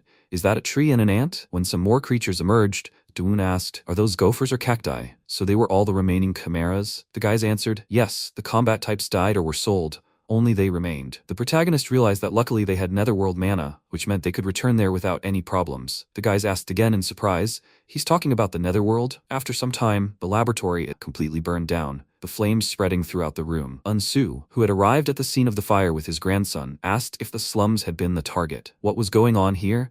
And why did they target the institute specifically? Baiko turned to his grandfather and said there was a poisonous parrot and someone was sitting there. It was the protagonist, silently observing their reaction. He asked if the researchers had been evacuated. Jiseok smiled and replied, yes, as he had ordered, they were all safe. They had also confirmed that no one else was in the building. He thought that was good. The TDA lab was legal. The scientists simply didn't know who Mindu really was. Jiseok asked again, but maybe they should have at least erased the memory? After all, they had seen them. Dawoon replied that that was precisely why they shouldn't have done that. Jiseok, surprised, asked what he meant. The protagonist looked ahead and asked, does he know them? Jiseok realized that this was the head of the Hunters Association, Unsu, and his grandson. At that moment, Unsu asked himself in bewilderment, seriously? Was he really flying at a parrot? But who was he to do that? It seemed they had responded to an alarm. The protagonist wondered if he'd heard that name before. Suddenly, he remembered and realized. After realizing it, he smiled and took the magic ball in his hand, then dropped it straight down. Jiseok was startled and screamed. What was he doing? These were high-ranking people. He reached out and caught the ball. When he examined it, Beiho asked again, what was that? He didn't think he'd ever see it again.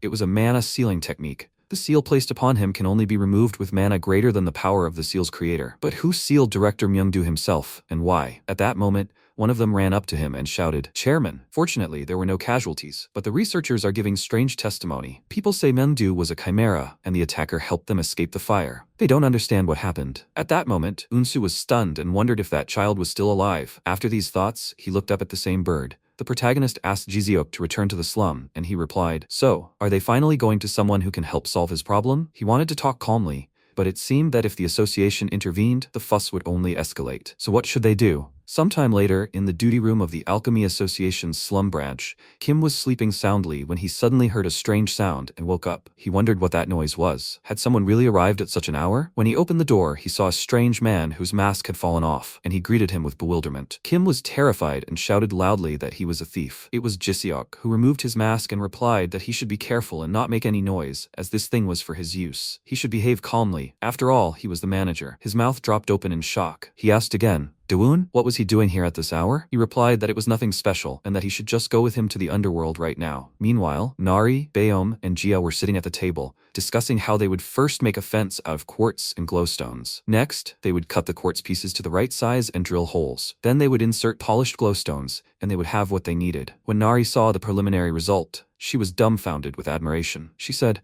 Uncle Sparrow, this is simply beautiful. Jia confirmed that she hadn't thought this was even possible. At that moment, they began to discuss whether making the fence longer would make it even better. I wonder how many of these stones they'll need. At that moment, Jia noticed something odd and turned around. A magical gate appeared behind them, and she realized it seemed someone was returning. It was a bunch of animals from the lab that had teleported to their forest. The guys were surprised and asked if they were really chimeras. Did Dawoon send them? They didn't look very dangerous. At that moment, Jia looked into the distance and saw Nari run around the corner. She asked if something had happened to her. Nari was scared and didn't know what to do. The animals themselves started discussing among themselves if everything was okay. BM asked what was wrong. Was Sasa afraid of strangers? Jia replied that wasn't true. Rather, it was finding out who was in charge here. BM was surprised.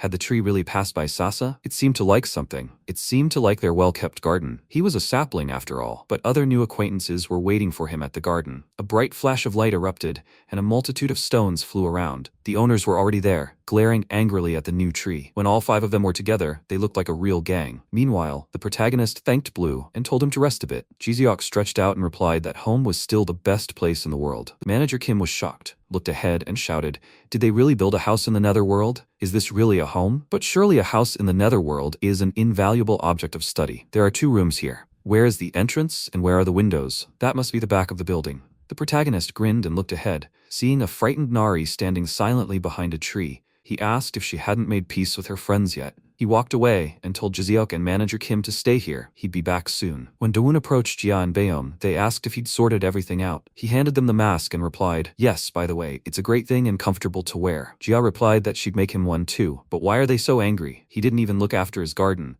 And so they've been standing like this since morning. Wasn't he the one who brought these chimeras? Neither of them was going to give in to the other. At that moment, an ant approached and decided to intervene. Did the light on this ant's tail mean its comrade was in danger? The ant decided to fight and pounced on the sapling, and the guys said that couldn't be true. It was the core's dream. Some of these creatures were delighted by the ant's appearance, which flew past and hit its friend. This greatly surprised those around, and when the ant stopped, it fell to the ground, its head spinning. Baeom said the mandrakes worked well together. Sapling and ant also tried their best. Dawoon said, okay, they're done with the initiation ceremony. Only Nari and the fox cub remained, who was already approaching the very tree where Nari stood. The fox cub kept saying that he couldn't be mistaken about that smell. It was her, after all, a mechanical being. He sincerely asks her for forgiveness. Nari blushed with embarrassment and burst into tears without answering. The fox cub said he'd wait for her there. Silence fell between them. One day in the lab, Myung-doo asked what she meant by refusing a raiding battle. His subordinate replied that it was because she showed perfect results in training, but in a real fight she always lost. She didn't obey spells, she ignored orders. It seemed to be a matter of character. Myung-doo asked again, character? They thought she was a fighting type, but unfortunately, she's far too kind by nature. They could kick her and scream at her, wishing she weren't there. But she wouldn't have harmed them. Her opponents just beat her in droves and she didn't fight back. He's afraid she'll die like that. Nari's whole body ached. Myung-doo kept telling her how stupid she was, and that if her personality was holding her back, they'd fix it. He asked her to move in with a roommate, someone weak who would get along with her, and to whom she would eventually begin to listen. It was precisely this fox cub and the other chimeras. Then, once they became good friends, he should order the roommate to betray her. After some time, that's exactly what happened. There's nothing more painful than a friend's betrayal. When it happened, he asked, does she understand now? There are no true friends in life. Next time they'll kill her. So if she wants to live, she should kill herself. After these words, Nari broke free and decided to run away. All the lab members shouted to catch her. She understood that they were friends, and she wouldn't hit her friend. A moment later, she ran out of the lab through the window, realizing that she simply had to get away from there. When she ran into the forest, she burst into tears near a tree. And then the same thing happened. They hugged, and Nari asked why she was crying. The fox cub replied that she missed her. She missed her very much, and she would never ever let her go again. The protagonist, who was watching from afar, asked, so, are they going back now? Jiseok replied, so that's what Nari looked like before. Fine, they'll pretend they didn't notice. Dawoon confirmed that it was good that they made up so quickly. At that moment, Jiseok asked, boss, how long do they have to stand there? Their legs were already swollen. He said they could move, but he didn't want to scare Nari away. The eagle asked, who's that next to him? He looks like some kind of chubby guy. And the clothes are weird. Are they pajamas? The main character almost forgot to introduce him. He is a Class A alchemist. Jia asked in surprise, was that really true? Manager Kim introduced himself and said, so if it's not too impudent, could he take a couple of their feathers? At that moment, Baeom and Jia were dumbfounded and asked again, did he want their feathers? Or maybe that would make things difficult for them? Eagle replied that it wasn't that, but for some reason they felt awkward. Meanwhile, Bongsu leaned on the table and said that he said it was a really huge blue feathered creature. Even the people from the Hunters Association fled. There was total chaos. Pak asked again, is that so? But she didn't leave the store, so she didn't even notice anything. He said, by the way, it got a little colder here. Pak told him not to even mention it because it looked like winter was coming. He looked at the plate in front of him in surprise, and Pak said that in this cool weather, hot sweet potatoes were just the thing. Just make sure he eats them with kimchi, otherwise he'll choke. Bongsu thanked her with a smile and said he'd have a good meal now. When he started eating, he felt incredibly warm, and she told him not to be shy because they had plenty of food. He asked sheepishly, won't she be eating? Pak sat down across from him and said she'd already eaten. By the way, he looks pale. Is he sick? He replied that he seemed a little ill, apparently from overdoing it with the training. He's taking his pills, but he still has chills. This has been going on for 10 days, by the way. Pak told him to wait. But isn't this awakening? Fever, dizziness, body aches that last for weeks. He's already 17 this year, right? Awakening usually happens right around the end of adolescence. He replied, come on, awakening. Pak got angry and exclaimed, what's wrong with him? Does awakening look at one's lineage before it happens? He'd even grown up recently. Bongsu asked her not to get his hopes up, because even if he was awakened, what good would he be with a low class? She pressed the bills to his chest, and he clutched them, looking surprised. Pak said he didn't have money for the trip, did he? There was a branch of the Hunters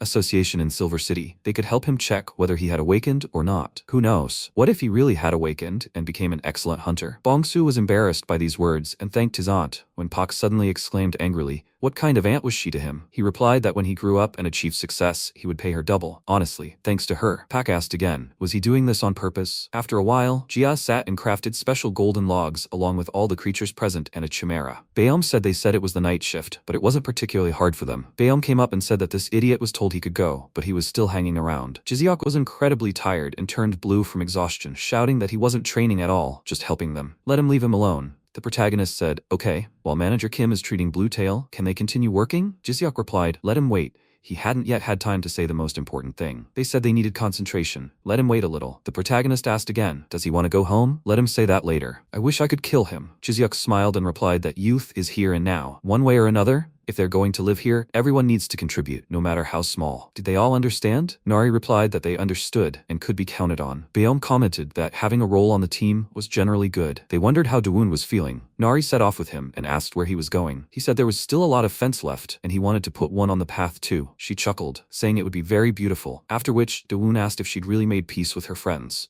At that moment, Nari coldly replied, yes, exactly. And had he really been to the coconut tribe? The protagonist replied, of course. Apparently, she was worried that he'd figured out who she was. Nari got scared and said she wanted to tell him, since she wasn't from the coconut tribe at all, but at that moment the protagonist addressed her by name and said that no one would come for her. He'd settled everything, and here's what he thought. He suggested that they become a coconut tribe themselves? Nari looked at him in confusion and asked what he meant. He replied that they now had a whole family and needed a name. He suggested they call themselves the Coconut Tribe. She burst into tears and asked again, Coconut Tribe? After that, Nari thanked her uncle for this, and he said, okay, they should go. Everyone was probably waiting for them. When Nari walked away, she said that they had returned, and from that day on, they were the Coconut Tribe. Baeom replied that, judging by the look, the conversation had been a success. Jiseok told the master that they had returned, and that they had just finished working on the fence. The house had become even more beautiful. At that moment, the fox cub ran up to Nari. She hugged her, and asked where she had disappeared to without saying anything. Dawoon thought that children don't grow up without fighting. Suddenly, he froze and saw something was wrong. Directly opposite him, Blue appeared, flying straight at him. It, too,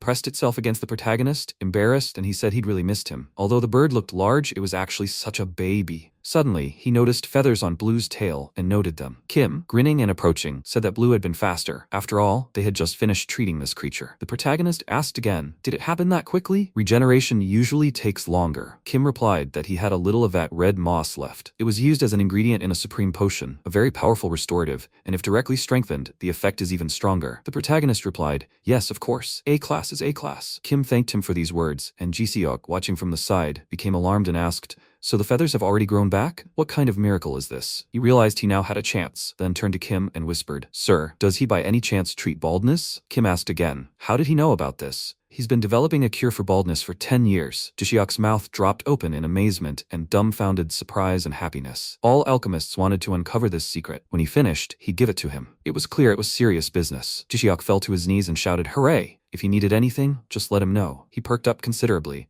And Kim turned to Jia and Baeom and said something about their feathers. The protective weaves themselves were very strong, and these in particular, he'd never seen such ancient drawings. If they had a lot of mandrake fruits, perhaps he could find a solution. At that moment, Dawoon was surprised by his words and asked, does he mean those red berries? Kim asked, does he know what mandrake fruits are? Dawoon realized he'd eaten them by the handful before. How could he not know? They'll soon ripen in their garden. He shouted, what? What do you mean? The protagonist replied that he was feeding these little ones. A good guy, that's all he gave them. Kim saw a whole field of the necessary ingredients and shouted, isn't that a whole bed of mandrake? He'd been healing them from the start and hadn't even noticed. Mandrake is a monster that absorbs energy, purifies it, creates fruit, and then grows again after eating it. Therefore, these fruits contain the purest energy, but if you pick the fruit by force, it will spoil. For humans, it becomes a powerful poison. So good fruit can only be obtained if the mandrake gives it up itself. They need to add roots to the bed, because they'll come in handy. When the mandrake begins to bear fruit, it hides in burrows or under rocks to escape predators. Kim asked again, how does he know all this? He replied that he'd recently reminisced, since he had old connections with mandrake, so to speak. Once upon a time, Dawoon, being sample number 17, was in the Highland Zone. He stood in front of the portal, watched by laboratory staff who asked if he wanted to survive 10 days alone in the demonic mountains. But what's so difficult about that? On the contrary, there was fresh air there. Since he'd climbed the snowy mountains, he should have conquered the summit. Dawoon continued walking straight into the snow-covered forest. He looked into the distance and asked what that sound was. When he heard it again, he realized what it was. He saw an icy creature and asked, a mandrake? Was someone attacking? When Dawoon approached, he reached out to the mandrake, who suddenly woke up and began screaming loudly. Dawoon remarked that it was a nimble fellow for its size. When the mandrake stepped on its feet, it trembled from pain and cold. Dawoon realized that this existence was in dire straits and would collapse at any moment. Suddenly, he realized, wait, did he really feel sorry for this thing? He squatted down opposite the mandrake and realized it was just a monster. It was made of mana, and this monster's mana made him sleepy. When the mandrake fell asleep, he asked if he could take it with him for a couple of days. That evening, he continued strolling through the forest with the mandrake,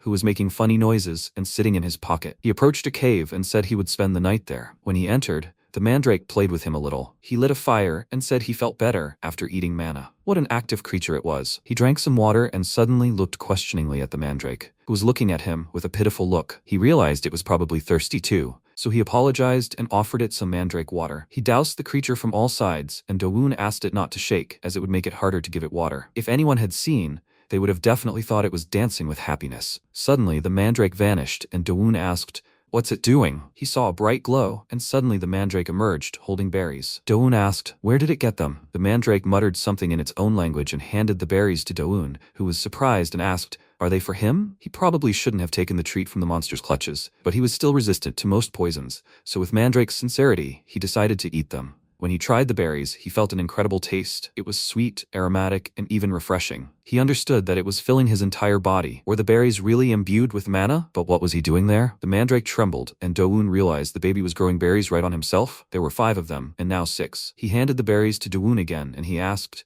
"But why is he giving them to him?" There were even more. Was he trying to repay him for something? Dowoon seemed to be having a hard time. He felt somehow awkward taking more berries. He said that this was enough, because he was full. The mandrake ate the remaining berries, and Dowoon wondered, was it now eating its own fruit? Exactly. There were no seeds here, so it was eating its own fruit to grow, and he was stealing mana for its growth? It seemed he was indebted. At that moment, the mandrake climbed onto his leg, and he was surprised to see it. He was comfortable in that corner of the rock. Why had it climbed closer to him? What was this amazing creature for? Let him sleep soundly. It certainly won't bother him here. While he was sitting in the quiet atmosphere, he noticed something was wrong. Were there monsters in the distance? It looked like they were hunting for berries. After all, they contained pure energy. He thought, well, as long as it was here with him, he would protect the mandrake. He crawled out of the cave straight towards the monster, and noticing the creature approaching, clenched his fist and tossed it aside. Sometime later, he and Mandreke were sitting, laughing and discussing something. When Dowoon looked into the distance at the sunset, he realized it was time for him to return. He needed to adjust to the counterspell the lab had cast on him. Mandreke became upset when he realized what was about to happen, and Dowoon asked, "Is it time for them to say goodbye?" Now he understood why he felt sorry for the creature. It was a lump of material abandoned alone in the snowy wasteland,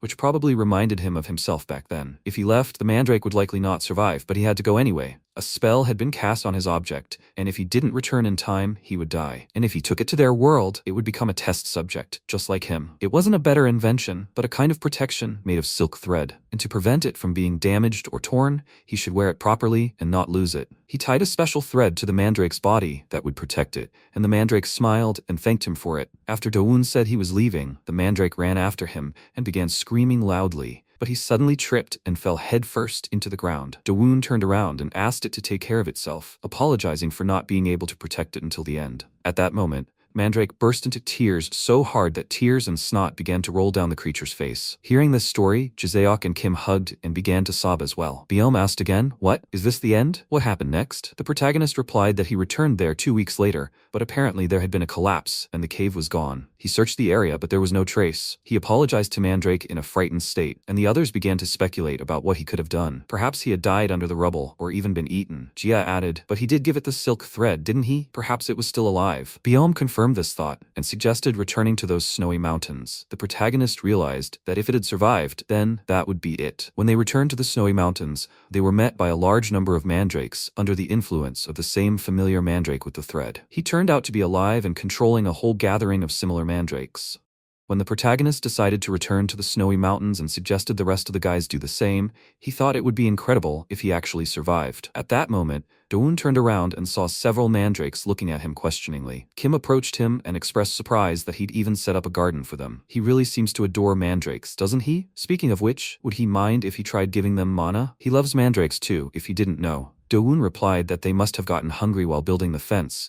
But was he sure about that? And they might be different from those in the human world. Kim grinned and asked if he could try it now. When he approached the mandrakes and reached out his hands, he asked, "Well, will they be good, okay?" He began to think that the managers should be more careful. When they implanted mandrake cells into him, he clearly understood one thing. A healthy mandrake is a true mana drainer. When the mandrake smiled, bright rays of light began to emanate from the creature, and Kim shouted that it was too little. Dowoon understood that they were greedy at home and had already gotten used to the amount he was giving them. Kim backed away and said in a trembling voice that it was too much. A moment later, he breathed a sigh of relief and fell backwards to the ground. Jiseok ran up to him, frightened, and shouted, "Manager Kim, he can't die. Please let him come to his senses." Kim replied that he wouldn't die and laughed at the fact that an A-rank alchemist had been defeated. Nari was distraught over the mandrake's nausea. Dowoon asked, Do they care about quality over quantity? How capricious they were. Sometime later in the Golden City, in Congressman Park Woo-jung's office, one of the girls suggested that the research lab was rumored to be under attack. After listening to them, she came to the conclusion that all the money invested in the mechanical beasts simply burned up overnight. This girl's name was Jessica. She is the CEO of the Gold Association. They discussed at a meeting how they intend to compensate for the losses. Violet, who was sitting opposite,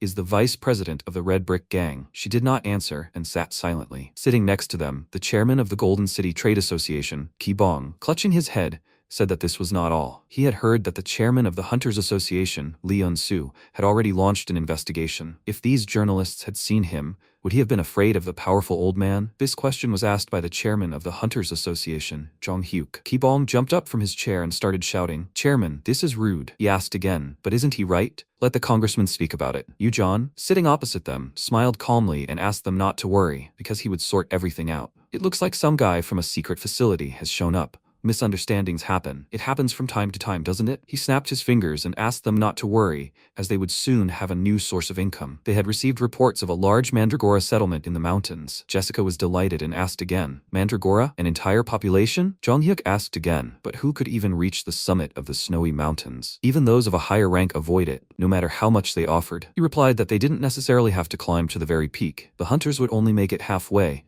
and everyone would be A rank. At that point, Ki Bong asked them to stop, as he had said the settlement was at the summit. He didn't quite understand what he meant then. Yu-john replied that a single teleporter would help them, which was unprecedented. Not long ago, Bong-soo came to the office and said he had come to measure his awakening level. An office employee asked his name, and he turned out to be an incredibly rare, awakened one. He clutched his head in embarrassment and said his name was Bong-soo. After a while, a whole team of hunters made their way into the snowy mountains. Even though A-rank hunters swarmed the highlands, it felt like a walk in the park. They'd only gotten halfway there, and the monsters were already avoiding them. This was the one, right? The teleporter kid? His jump range was incredible. He was simply exceptional. He was probably near the expedition leader, a key figure on this expedition. He must be well guarded. It was indeed Bong-soo, walking nearby in a hood and overhearing these words. People around were discussing how he'd recently awakened, meaning he must be an F rank. How did he get through the gate? He'd have to be at least an A rank to be able to do that. Another guy replied that it was because the expedition leader was an enhancer. He asked again, what? An F rank enhancement would kill him, and the kid agreed to it? His interlocutor asked again,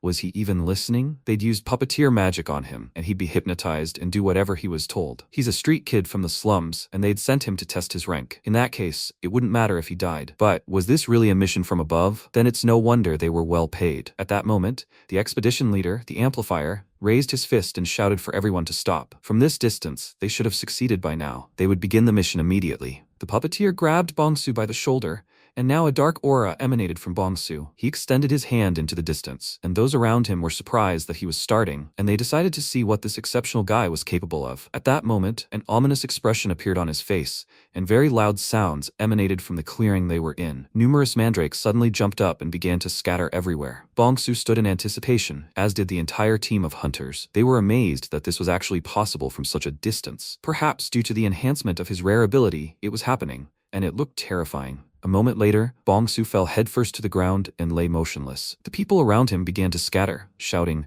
"Why are they standing there? Whoever catches the mandrakes with their feathers will be the prey." Numerous hunters rushed after the mandrakes and used their magical powers to capture them in their cages. When the mandrakes were caught and the hunters succeeded, they shouted, "Hurry and prepare to capture." The mandrakes were unable to escape their cages, when suddenly the leader, the very same acquaintance of the protagonist, climbed onto one of the rocks and confidently called upon his army of mandrakes to fight the enemy and free their allies. People began shouting, "Wait, is that the one in the center giving orders? Is that the leader of the pack?" The mandrakes rushed straight for the net. "It's gnawing at the net. No, it's draining his mana. At this rate, the light network will be broken. They're all rank A, and these mandrakes are making them look like fools. They seem to be quite powerful at absorbing mana." At that moment, the expedition leader developed veins on his body and shouted that he was an awakened being who didn't use mana. Everyone was shocked as the mandrakes continued to break free from their networks. The pack leader shouted orders to the others so they could escape. When the hunter leader approached the mandrake leader, he asked, "So that means he's the pack leader?" He would crush him, but he was too valuable. He would beat him, but not to death. At that moment, he swung his sword to destroy the mandrake's leader, when the protagonist suddenly managed to save him and said, "Stop swinging your sword around." He struck his opponent with such force that he was sent flying, and the impact was so strong that a lot of dust appeared around him. Everyone around him began to wonder, Who is this guy? They didn't know who it was and hadn't seen him before. Could the information have leaked to the competitors? But that was a direct order from above. That simply couldn't be true. At that moment, Dawoon commented on how noisy they all were. A dark aura began to emanate from him, frightening those around him, causing them to scream and fall to the ground. The Mandrake leader saw his acquaintance and, with tears in his eyes, said something to him in his own language. Meanwhile, Baeom, who had been watching from afar, said, "A whole crowd of hunters descended upon them?" Jia answered, "Exactly. And why are there so many mandrakes here?" Suddenly they both froze, and Jia asked, "Is that really him?" Dawoon replied, "Yes, it is." And at that moment, the mandrake's body began to shake. That was the same silk thread he had tied around his neck. How old was he? 15. His clothes were different, and he was much shorter. The mandrake rushed into his arms, tears streaming down his face, and when the protagonist caught it in his arms, it tensed. It became embarrassed and continued to cry in his arms,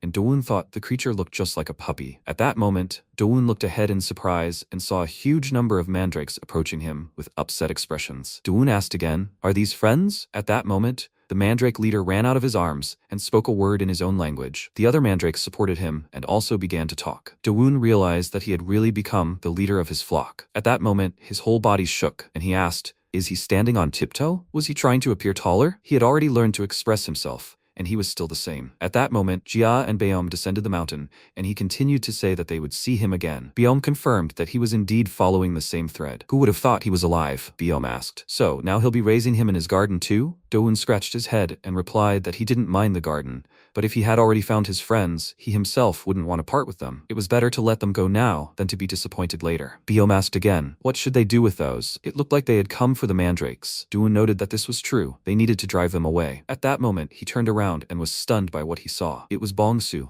lying unconscious in the snow. When he grabbed his body and lifted him, he asked what he was doing here. Baeom asked again, did they know each other? He was still just a child. What was he doing in the demon world? Dawoon replied that he had recently shown him the way in the slums. But had he really awakened? His condition was very bad. Jia confirmed that this energy was terrible. He was a teleporter and had awakened only recently. The mark on his hand was an enhancement. One line meant 1 day. He had just under 3 days left to live. A moment later, Dawoon realized what had happened. Everything became clear to him. If the mana mixed with Bongsu's was identical, then the enhancer was the guy on the right, whom he saw in front of him, but next to him was their puppet. They needed the mandrakes, but they didn't dare climb to the top of the snowy mountains. Is that why they kidnapped a child who had just awakened? He felt this terrifying aura and knew they couldn't handle him. Dawoon looked at them terrifyingly, and the leader realized he couldn't even estimate his level. He spoke in a trembling voice, asking him to listen, saying that if he wanted mandrakes too, he would hand him some. After these words, the protagonist became enraged and struck him with incredible force, creating a deep pit beneath them. Dawoon remarked that they all looked like A rank, but he only had one question. If he let a 17-year-old boy through the gate, what was he thinking? Surely it was something along the lines of, he's an orphan from the slums, and they'll use him and throw him away, right? They've probably already divided the money. Yes, in this world the law of force rules. They may not have committed a mortal sin, but then he could do the same to them, right? Well, he suggests just a little fight, not to the death. After some time, the mandrakes lined up, and the protagonist placed Bongsu on a large rock. He sat silently next to him, looking at him, thinking about how he met Bongsu. When he saw him, he asked why he wore these things on his hands and feet. He replied that this bracelet boosted his stamina and that he wanted to become as strong as him. Dawoon was surprised and asked again, as he. Bongsu confirmed that he entered the demon realm with nothing and was probably a very strong hunter. He also wanted to become that strong, so he ate a lot and trained hard. He said that he wanted to become a strong hunter and should hold out a little longer, and then he would definitely save him. At that moment, Bongsu's whole body shook, and he opened his mouth to inhale more air when suddenly Dawoon heard a loud cry from their saviors. He turned around and realized they had arrived. It was Jia, along with Kim, who was shouting Bongsu's name very loudly and approaching him. A moment later, he tripped and fell face first into the snow. Dawoon looked at him in bewilderment, and when Kim stood up, he asked why he was in the demon world. Dawoon said the details would come later. First, he needed to see if he could be cured. After a while, Kim tensed up and cast a magical seal over Bongsu's body. He looked down sadly and replied that it was no longer a matter of healing. He had expended too much life force. Now, even if he doused him with the best potions, it would be useless. Why had this poor boy fallen for such a trick? The protagonist wondered. Was this life force? Perhaps he had a way. Kim asked again. What? But what? The protagonist pointed to the seal he had drawn in the snow and said it should work. He had scanned it a long time ago. Kim asked again. This is an ancient transmutation circle, right? It extracts mana and converts it into life force. But artificially extracting mana is extremely dangerous and prohibited by the state. Furthermore, it would require a colossal amount of fog. they would likely have to extract the mana of all the hunters present, and they had no guarantee of survival if they failed. At that moment, Do-woon told him to extract his mana. Kim was dumbfounded by this and asked fearfully, "What did he say?" Do-woon replied that it was fine. He'd done it once before. He didn't want to remain indebted to such freaks for his life. He recalled being surrounded by lab technicians discussing how Subject 17's mana output exceeded the standard and was effectively unmeasurable. If they harnessed this subject's nearly infinite mana, they would create the first ever life-extending transmutation circle. Do-woon laughed at these words, then blew up several offices and the lab technicians jumped out the window. He hadn't liked the researchers' motives back then, so he destroyed everything. But the circle itself had been flawlessly crafted. At that moment, he took off his shirt, revealed his muscular torso, and asked, "So should they start right now?" Kim approached him from behind, used his magical powers, and said he was now beginning to extract his mana. He pressed the magic circle to his back and thought, "Poor Bong-soo. If only for Mr. Do-woon's sake, he must do this at any cost." Everything around him glowed with bright magical energy, and a wondrous orb appeared on the protagonist's back. Kim was puzzled that life force was actually materializing. He was delighted and realized that all that remained was to convey it to Bong-soo. A moment later, there was a bright pop, and mandrakes surrounded Kim. He asked in a trembling voice, "What's with those guys around you?" The protagonist thought they seemed to think he was attacking him. At that moment, the mandrakes began to bite him from different sides, and Kim shouted that they had misunderstood and that he was asking them to calm down. His mandrake was trying so hard to protect him, but he still had to let him go home. At that moment, Kim continued to scream for help so he could save him. A moment later, Kim prepared the liquid and poured a few drops into Bong-soo's mouth. All the guys were waiting when suddenly the mark on his hand began to disappear. Kim noted that his breathing had returned to normal, and he shouted that they had succeeded. Their Bong-soo would live. And all this thanks to him, Do-woon. Baeom said that it was even strange. Do-woon rubbed the back of his head and replied, "Yes. Who would have thought that a lab experiment would help him save a person one day? Even such things happen in life." Kim said that he still needed to take the medicine and regain his strength. As soon as he started, he would take him to his place and keep an eye on him. Baeom replied, "But how would they get through the gate? The seal had already been removed." Do-woon replied that he shouldn't worry. He would set up a protective barrier for them and could do it right now. And he thought of something else. Manager Kim was right. This technique was an alchemical seal long banned by the state. Using it to extend lifespan could easily cross the line between good and evil. So, as soon as they extracted the mana from the hunters, he would erase their memories. Kim scratched his head and replied that he understood everything. It was really best for no one to know about such terrifying seals, when suddenly he screamed loudly in realization. "Wait, extracting the hunter's mana?" Do-woon replied, "Yes. In the same way, let them pay for turning a blind eye to what was happening. They still needed the gate, so they demote him to Class D. It was a waste of mana anyway." Baeom thought about it. This was typical Do-woon, no doubt. But he wouldn't let them go easily, would he? Kim asked again. Maybe they should at least fix their memories. At that moment, Jia sat next to their amplifier, silently watching him as he lay head down. Do-woon said no, he'd let them go this time. People don't change with a snap of the finger. Let them follow their father's example and suddenly stop sinning. Perhaps Baeom replied that since that was his decision, so be it. The protagonist considered simply silencing them all, though, on second thought, he felt bad about letting them go so easily. At that moment, an idea occurred to him. He asked if they could build a laboratory here themselves. Baeom asked again, did he want to build a laboratory in the icy mountains? Do-woon replied, yes, a D-class could last another couple of days. A personal laboratory for Manager Kim, why not? Kim was incredibly happy and blushed with embarrassment, clenching his fists in hope. He asked, is his personal lab in the netherworld? He'd get everything ready right away. With these words, he ran away from the guys, and Do-woon watched him go, thinking that they could burden him more often in the lab, because he was tired of wandering into the human world. The hunters wouldn't sit idly by when they started extracting mana, so he'd have to keep an eye on them. Baeom said that wasn't a problem, but where did he want to go? Do-woon reached into his pocket and pulled out a mandrake, which lay peacefully in his hands. He said he needed to take this guy home. After a while, he used blue, which landed on the snowy ground,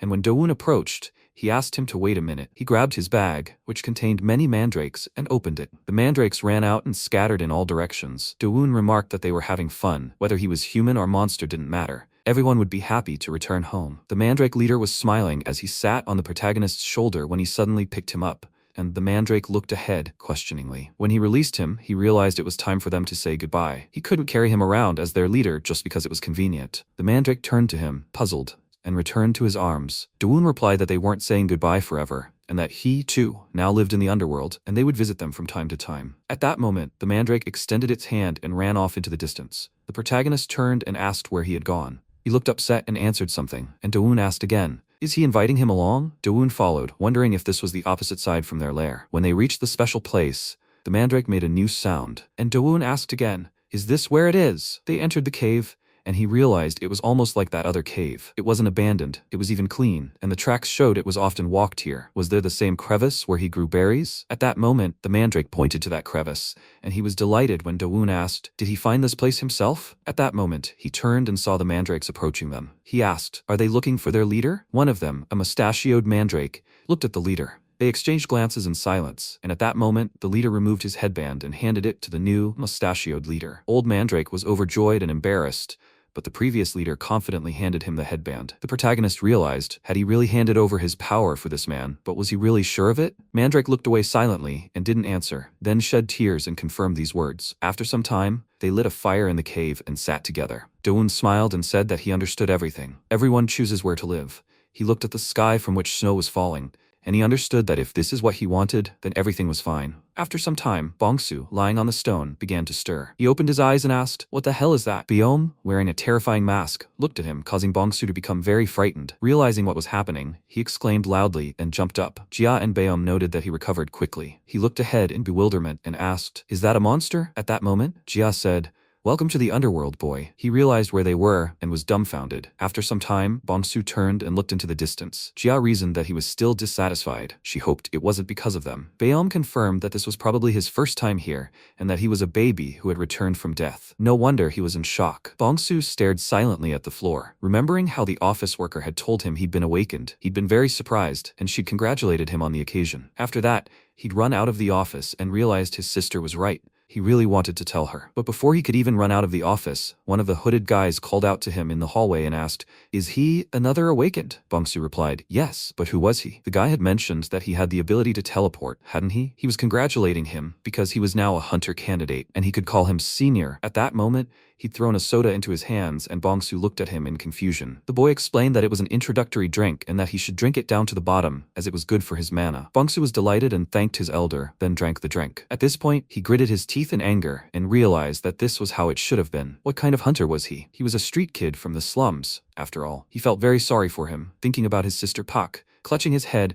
and nearly sobbing on a rock. Meanwhile, the protagonist was returning with Blue and Mandrake, who was sitting in his t-shirt. Dowoon looked to the side and saw someone carrying huge logs, and he realized they had already begun construction on the lab. When he landed, Beom asked, have you arrived yet? Dowoon asked, have they squeezed the mana out of them yet? Beom said they had done everything quickly. They got bored of keeping them idle, so they started construction. Some of them were hauling materials, while others were leveling the platform and raising the frame. He thought they'd resist when they started extracting mana, and they were lucky to have come to their senses in time. Beom blurted out that Jia was the one handling them. She was sitting on the back of one of them, treating them like slaves, calling them idiots. They started talking, and one of the hunters asked, that boy from the slums almost died? And they immediately started draining him of mana, and all the way to Class D? He actually had to work for 20 years to get to Class A, and all he wanted was to collect money. So, why is he getting all this? Kim ignored him completely, and continued extracting mana. When he collapsed on the floor, exhausted, Beom said it was the next man's turn. The guys discussed whether they were really going to sit back and do nothing. His partner asked, what's he offering him? There were 2 disaster-level monsters here, but that Alphonse had vanished from sight. They were also A-class,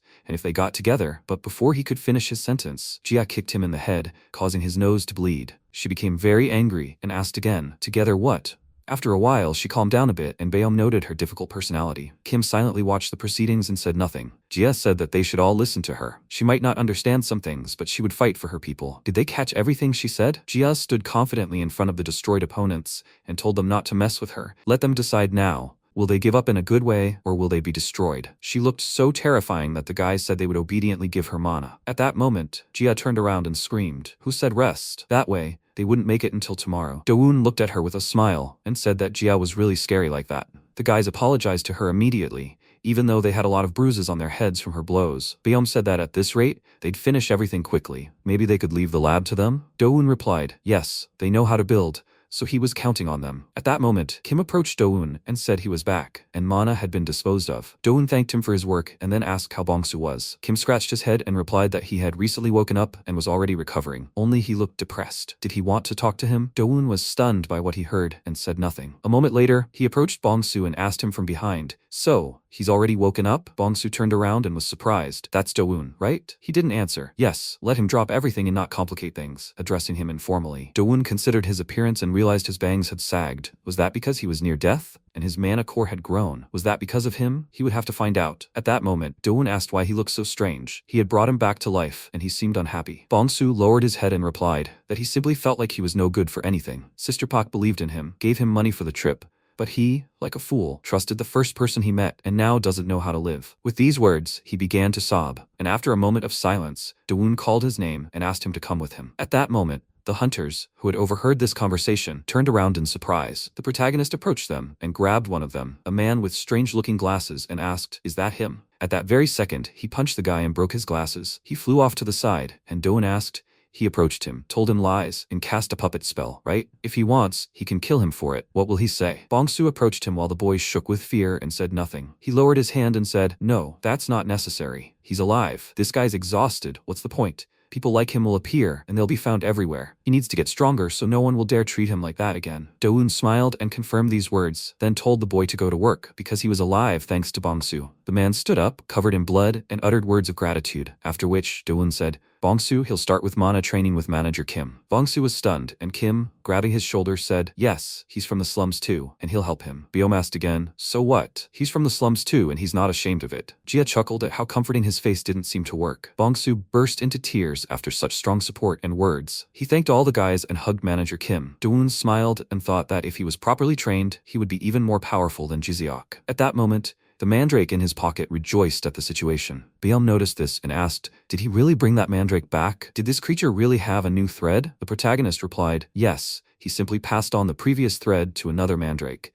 It seemed the thread somehow represented a leader. The one who accepted it became the new leader, and he took this mandrake for himself." Jia asked again, "Did the monster voluntarily hand over power to him?" She'd never heard of this before. Dowoon replied that he wanted to come to the forest lands and show this little guy his home. Biom replied, "Okay, he needn't worry about the lab and say hello to Nari and the workers." He replied that he would pass on everything, and, a moment later, rushed off with Blue to the right place. Bongsu watched him go, thinking that he'd come out of nowhere, helped him, and now even saved his life. What kind of person was he? At that moment, Biom turned to him, calling him a weirdo, and Bongsu asked, "What?" He replied that he had nothing, which meant he had nothing to lose, and since he had nothing to lose, he had nothing to fear. Since he'd been used his whole life, this weirdo decided to build a house far away from everyone in the demon world and live peacefully. After some time, the protagonist arrived at Jiseok, Nari, and the other monsters. He didn't understand what all the noise was about. After that, he raised his hand, waving to his friends, and asked, "Is everyone okay?" Jiseok turned around in surprise and shouted, "Dowoon." Nari also turned around and asked, "Uncle, why did it take him so long to get to her?" There were tears in her eyes, and Dowoon asked, "What happened?" She shouted that Gu and Sasa were missing. Dowoon was stunned and asked again, "What?" Nari replied that they hadn't been seen since morning, and that she and her uncle had searched everywhere. They'd been wandering through the forest, shouting, "Where are they? They should go eat." They weren't at the waterfall, and they hadn't been found in the forest either. Dowoon's gaze grew sad, and he pondered what was happening. He saw no signs of an intruder, and sensed no alien aura. Was anything unusual happening? Jiseok paused, and replied that he felt awkward, as if he were snitching, but Sasa had gone off to fight Mandragora again and lost again. It had been 4 fights and 4 defeats, and when he wasn't around, he was always picking fights. Recently, Sasa had even climbed a sapling and gotten his own back. He seemed to have gotten angry and then spent the whole day sleeping. Nari noted that Sasa was definitely sleeping all the time lately. Dowoon wondered if he was sleeping at every opportunity. Could this really be happening to him? But isn't it too early for him to start molting? A few hours ago, Gu was flapping his wings and suddenly wondered what that sound was. He looked down and saw Sasa, and realized that just by his gait, something was wrong. Sasa had picked up his act again, approaching the plants. Every chance he gets, he tries to pull out the mandrake's leaves. Could today mean he's after the younger one again? At that moment, the mandrake laughed, and Sasa rolled back in fear. All the mandrakes woke up,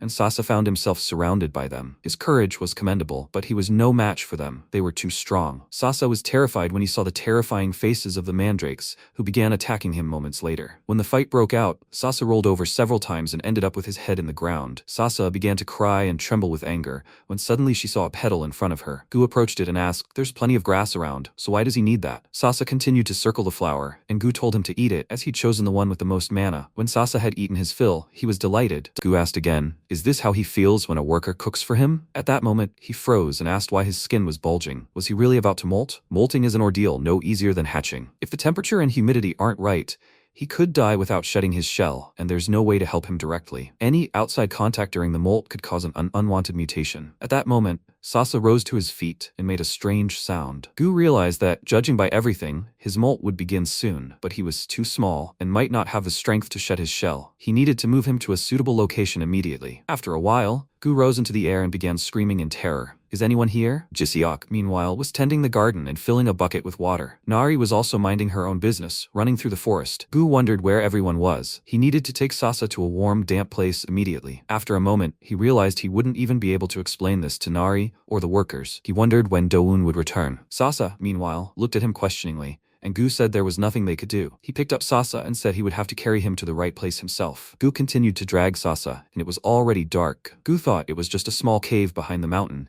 and how many times along the way had he come close to death? By the time he saved Sasa, he himself could die. When he found a convenient spot, he landed and set Sasa on his feet, saying that this was a good place. Suddenly, he heard a loud scream and froze in terror. A multitude of bats were approaching them, and Gu screamed. Where did they come from? The bats were magical monsters approaching the frightened Gu and Sasa. Gu grabbed Sasa in his wings and shouted at him not to be afraid, as he would protect him. Moments later, there was a bright flash of light, and it turned out that Dowoon had found them on his own. Gu and Sasa were surprised by his arrival, and Gu asked how he found them. Dowoon replied that he did it by mana. He was surprised, saying that the forest was huge and searching by mana was very difficult. He replied that at such a distance, it was possible, and besides, he knew them from Sasa's aura. Judging by the shell, he really will molt soon. Gu confirmed this and said that Sasa was now safe. Did he want to choose a place where it would be more convenient for him to molt? At that moment, Sasa hid behind a rock, and Dowoon asked again, do you like it here? The humidity here is just right, though it's cool. Maybe he should raise the temperature? He stuck his hand deep into the stone, and Gu said it was warm and good, almost like a volcanic zone. But do such little creatures molt? He barely grew at all. This looks like a type of accelerated evolution in species. Dowoon asked again, accelerated evolution? Gu replied, yes, molting for monsters is a struggle for survival. The demon world is a place where everyone fights for their own lives, and he lost to Mandragora time and again. Surely he realized that this couldn't go on. This survival instinct triggered accelerated evolution. Does this mean he'll become even stronger after molting? Gu noted that he thought so. Plus he's a rare species,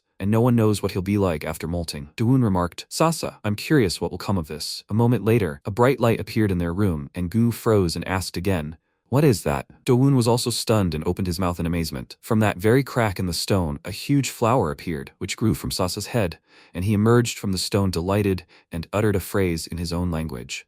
Q asked what kind of flower it was. The protagonist, looking at the plant, said that it looked worth observing, but first they should return home. Sometime later, at Dowoon's house, Nari ran up to him and shouted anxiously, where has he been? If he's leaving, he should at least say where. Q flew ahead and shouted, there's no way to reason with her. She ran after him, and next to the protagonist was Jiseok, who said how lucky they were found. He looked at him and asked, is Sasa really okay? He nodded and replied that he would understand in time. He was probably tired after molting, so he should sleep for now. Jiseok said that when he wakes up, he should prepare some bait for him. Then MC heard a sound behind him and said, exactly. He looked at the mandrakes and, dropping to one knee, began releasing energy into the ground. He's been letting them down lately. Give them some mana? Then another mandrake appeared from his pocket, and he said they had a new friend. The others looked on happily. He thought, well, it looks like they've welcomed him warmly. He was worried they'd start fighting for the leader's spot with this one. Then he held the mandrake out to the others and asked, so, how's it going? This is his garden now, too. Do you like it? He thought the youngest was the happiest of all. Then he was surprised, thinking the little one didn't want to get off him at all. The mandrake hugged his hand. He wondered if he should buy a carrier. Then Jiseok approached him, scratched his head, and asked if this was the new mandrake. He answered, he told you so. Yes, the one they'd long ago forgotten. He'd stumbled across it by chance in the snowy mountains. He replied, wow, meeting after so long is a real fateful coincidence. Then the protagonist looked ahead in surprise, and Nari said, Uncle, in her opinion, he simply adores him, so he will have to carry him with him and take care of him. He is just like a baby, so he needs to be patted. He asked, what? And she asked, does he not know what patting means? Then she began to stroke Q and said, like this, when you lay a baby down, you pat him with the palm of your hand. Q shouted, stop. She has to take her hands off his head, and MC looked at the mandrake in his hands and thought, Doduk, maybe I should call him that. Doduk? At that moment, Gia flew up to them and asked, is everything okay? Nari, noticing her, shouted, Aunt Sparrow. She asked, is the lab finished yet? Giseok, blushing from the displacement, thought, Gia. He bowed and shouted, Gia. He hopes she's been doing well. She replied, yeah, right, chef. They hadn't seen each other in a while. And Jiseok started replaying her words in his head over and over again. His eyes lit up with excitement. He clenched his fists and thought, Jiseok. No matter what, he'll get his chef's certificate. Then Gia said they'd already finished the lab, so she'd come to show them around. The protagonist asked, really? They were fast. Then Jiseok shouted, the lab Gia built. He wanted to see it too. Nari agreed, right? And so did she. And the protagonist said, but Sasa's shedding now. They needed to keep an eye on his condition, and it was already late. Maybe they should go tomorrow? The others agreed, and Jiseok shouted that in that case, he'd cook a delicious dinner. Nari said she'd pick out some warm clothes for tomorrow. As night fell, Jia occupied a tree branch and then looked at the flower beds in surprise. The mandrakes had gathered around Sasa and were reaching for the plant on his head,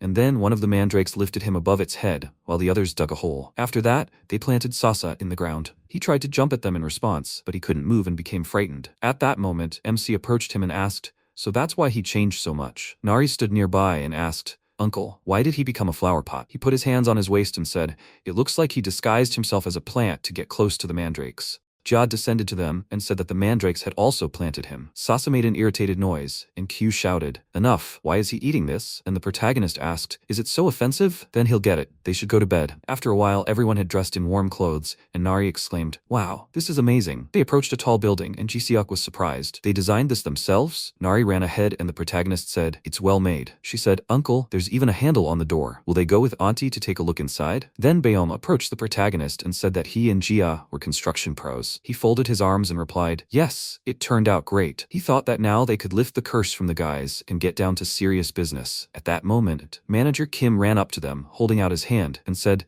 they're already here. He was just returning with materials and equipment from their world. The protagonist asked if Bongsu had returned yet. He would like to introduce Nari to him. He replied, yes, he's at their house. The recovery was going well, and they had even started training. Then the MC nodded and said, great then. He looked at the kneeling men and asked, all that's left is to send all the guys back? First manager Kim, he needs to cast a silencing spell. He'll handle the rest. He replied that he understood. The protagonist added, let the spell work, even if they just think about telling anyone about what happened here. At that moment, Jiseok watching them thought, wait, what? Just a silencing spell? Then he raised his hand and said, that's too ancient a spell. They learned how to remove it a long time ago. The protagonist told him not to worry. He'll make it so it's impossible to remove. He was surprised. What? Is that possible? He replied, perfectly. Meanwhile, Park Woojung looked at his desk and asked, did dozens of A-rank hunters return as D-rank hunters? And how did that even happen, Mr. Ko Jung-hyuk? The National Assembly member looked at him and asked, has no one been able to remove the silencing spell from them? Does he even realize how absurd that is? The chairman of the Free Hunters Association, Jung-hyuk,